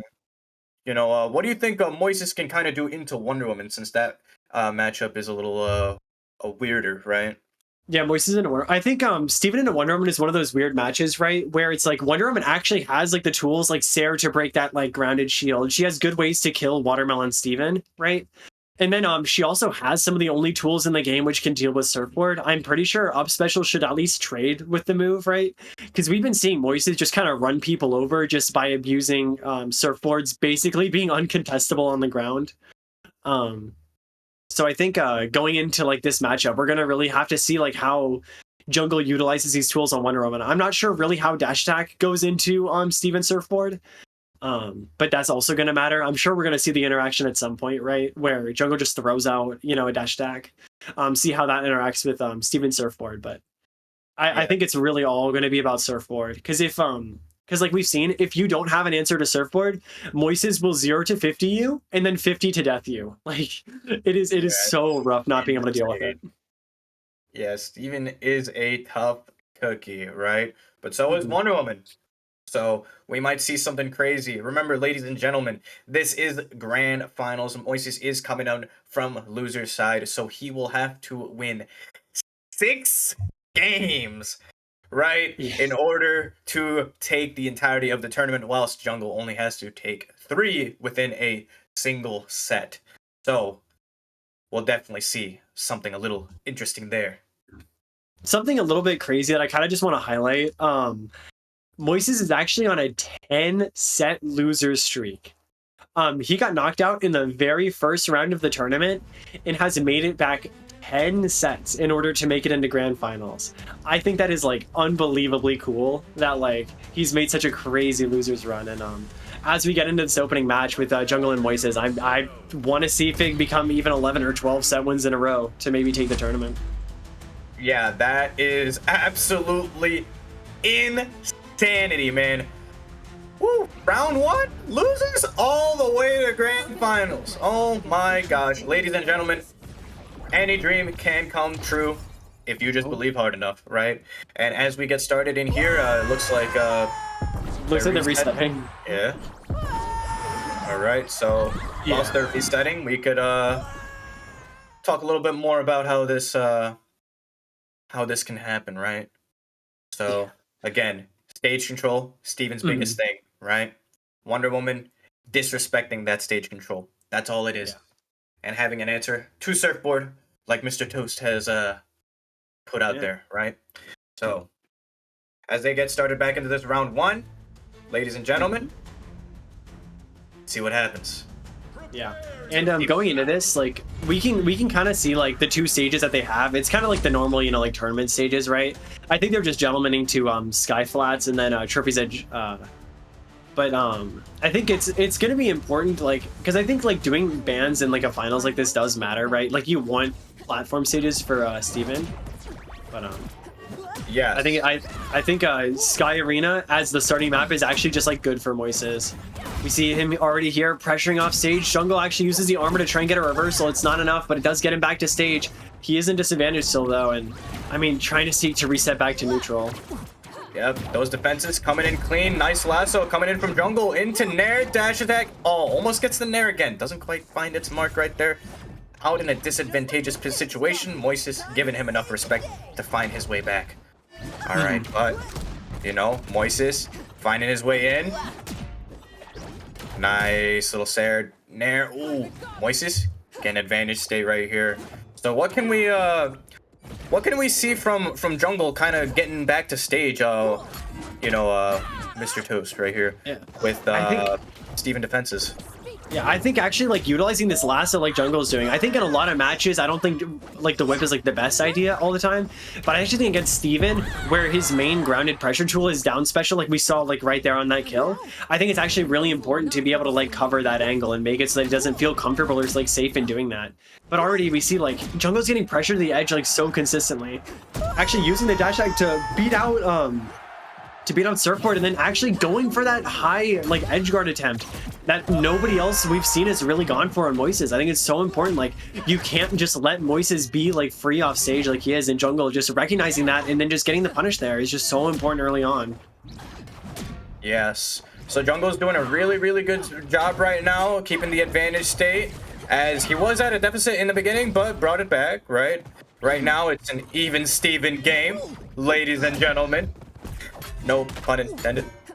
So, yep, as we said before, Jungle is doing a really good job. Just getting through these Steven defenses, just, you know, totally disrespecting them. Right? So, yeah, we'll just definitely see a little bit more of that. Good lasso, good pressure from Moises. And that's just like a good edge guard, just horizontally like abusing him, using that side special and using like even like the down special there, actually to like pull out that like that aerial down special that we really don't see him use too much. But I love this like recovery method he does, where he sets a shield high and then does a roll off of it to like kind of give himself that like boost. I think that's so cool to like utilize. It's really good on characters like Steven and Gizmo, but I mean, it's just so good on this Steven. Yeah, just look at him go. I mean, he does it there too. Like, he gets into a tight chase loop. Wow, dude, the pressure is so insane. Jungle already at 60%, needs to find this stock in fast, and then Moise is just getting so much pressure. Gets the rose bomb into up air, tries to go for more, isn't able to get it. Jungle trying to go for that last off stage isn't. I mean, he can't really just find the kill on Moise that he needs. Moises sets up for an edge guard situation once again. Throws out that shield, gets instantly destroyed by Jungle, runs away to the other side of the screen, recovers high. Jungle is just chasing so far, but can't manage to get anything. And, I mean, that should be the stock, and yeah, I mean... Nice little up tilt coming in from Jungle. At 96 right now, can Jungle make a comeback?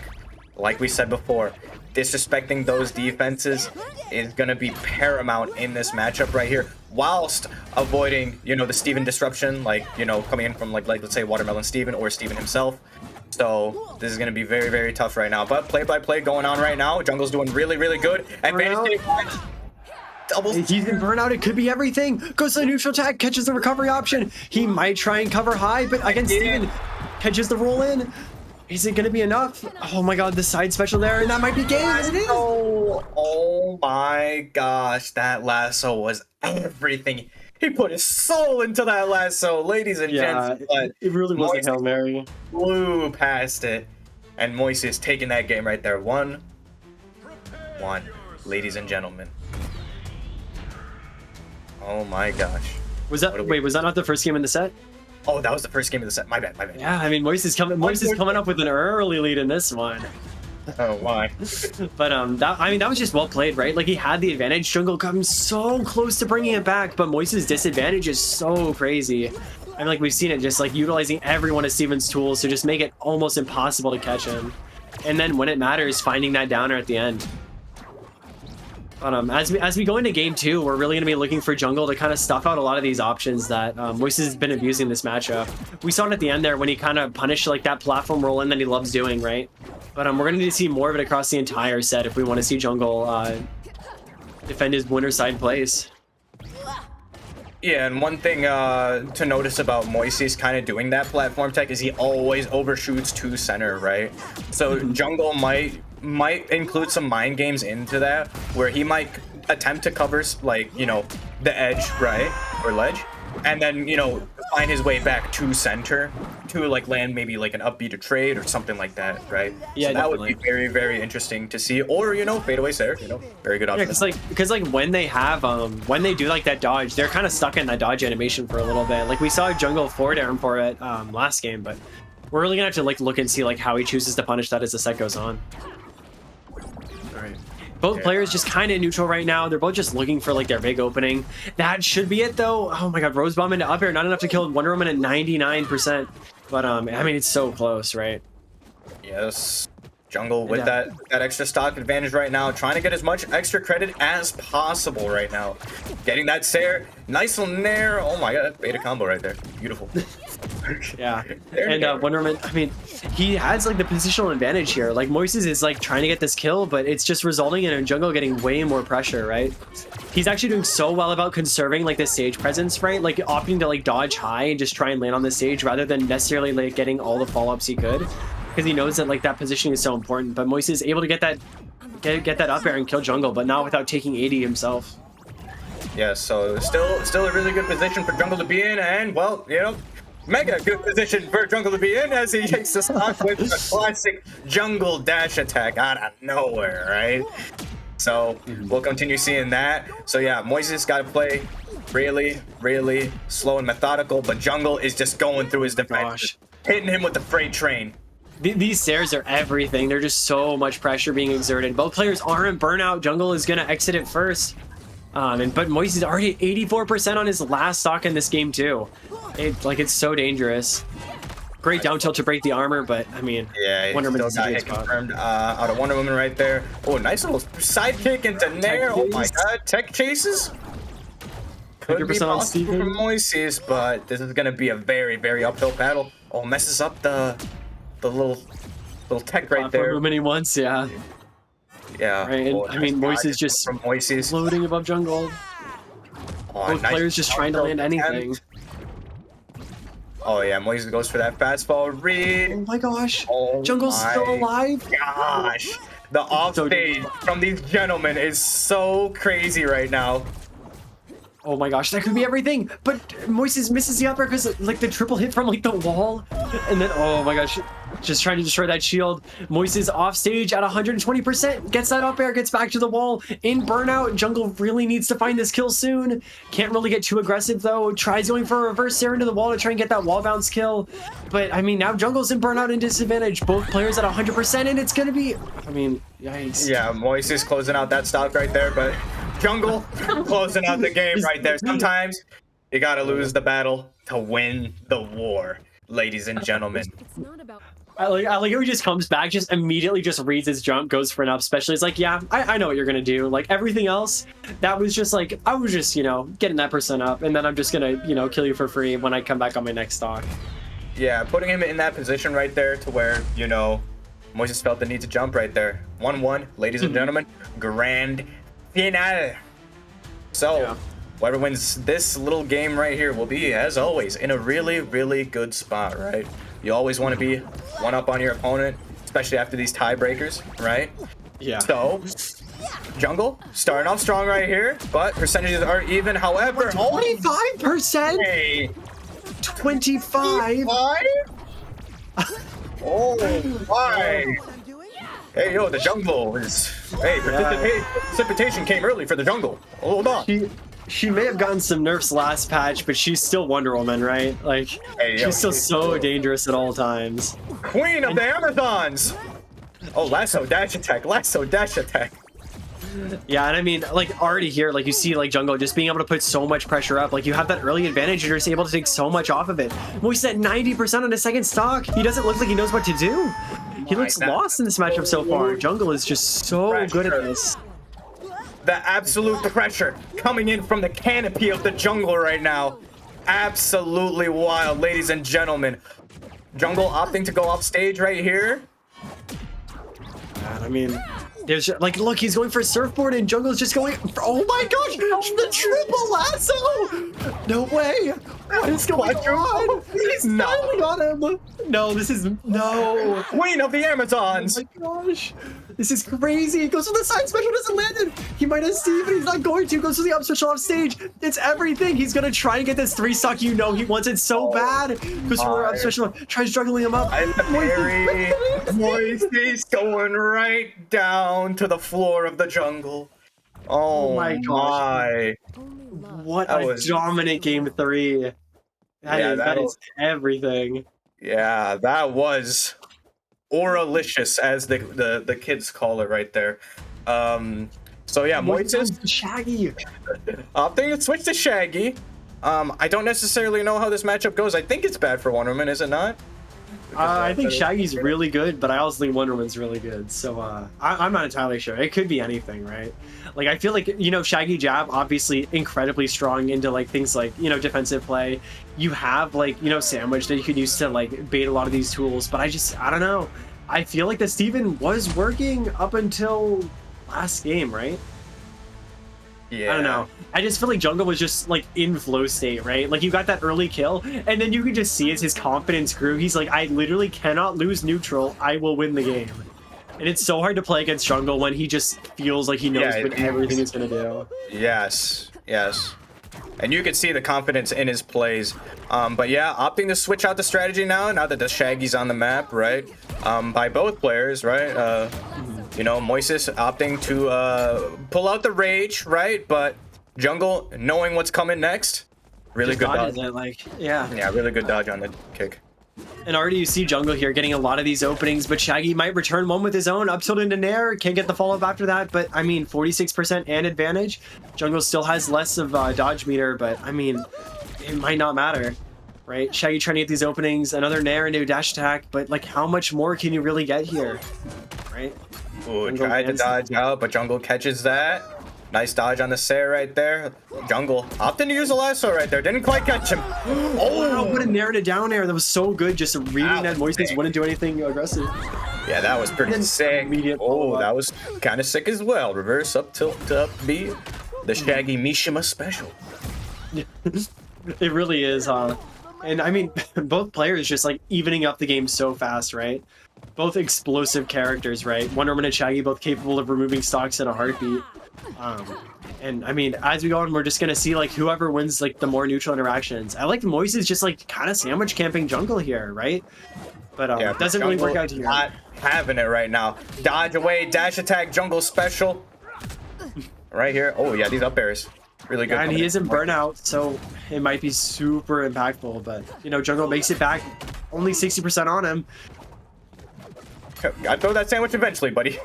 There it is. There it is. But Jungle, not having it. He does not like pastrami and rye. Wow, what an Oh, up special! It just catches Moises charging the blast zone. You can't do that against a Wonder Woman. We saw it on Steven when he got punished the first time, and now Moises on tournament stock has to even things up before Jungle gets too far ahead.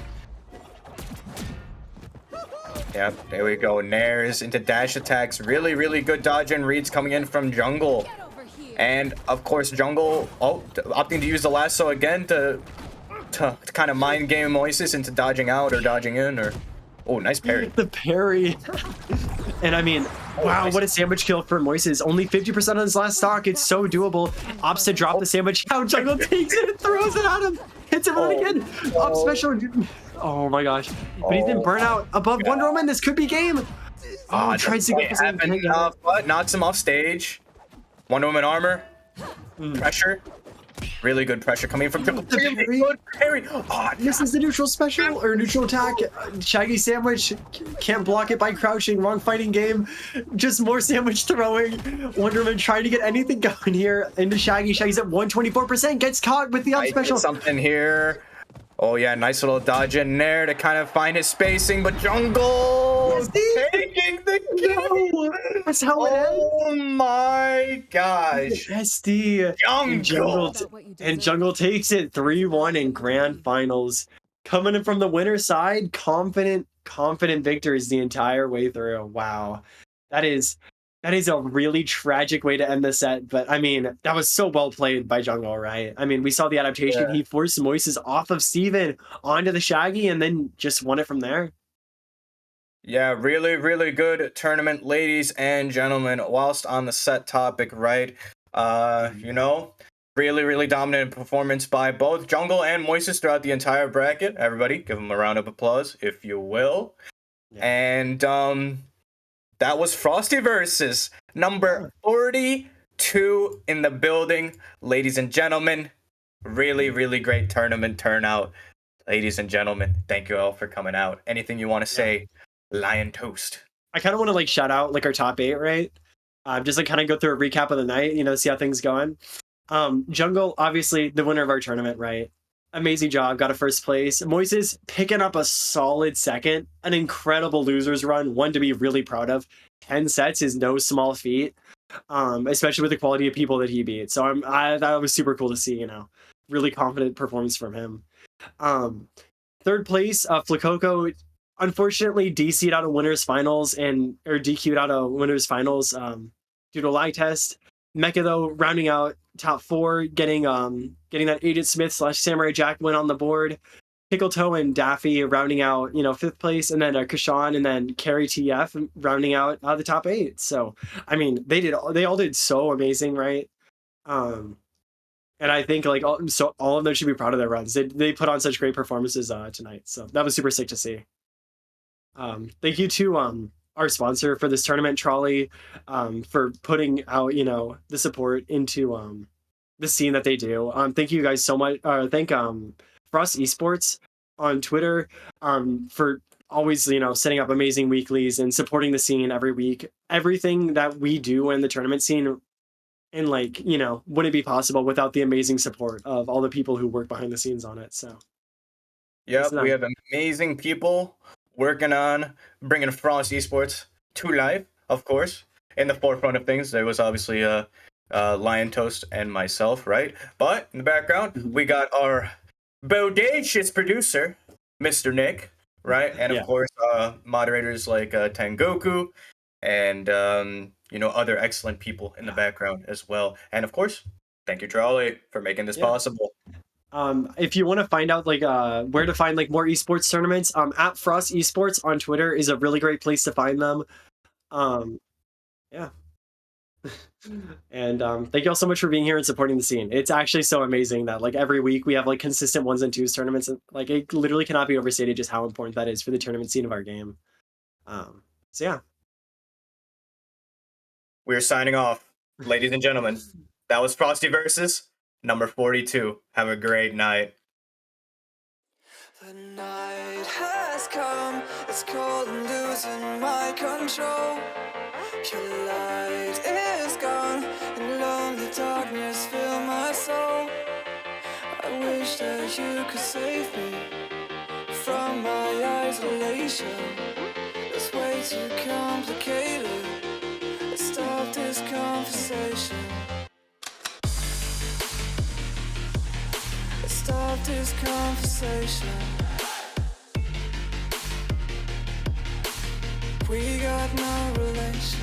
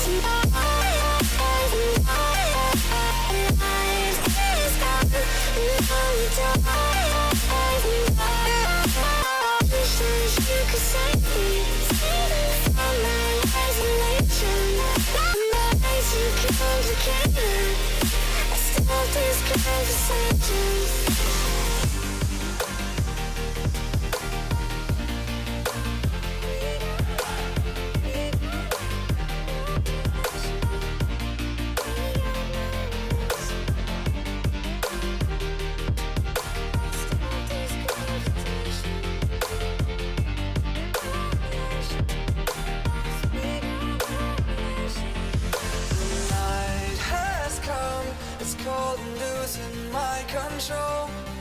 Your light is gone, and lonely darkness fill my soul.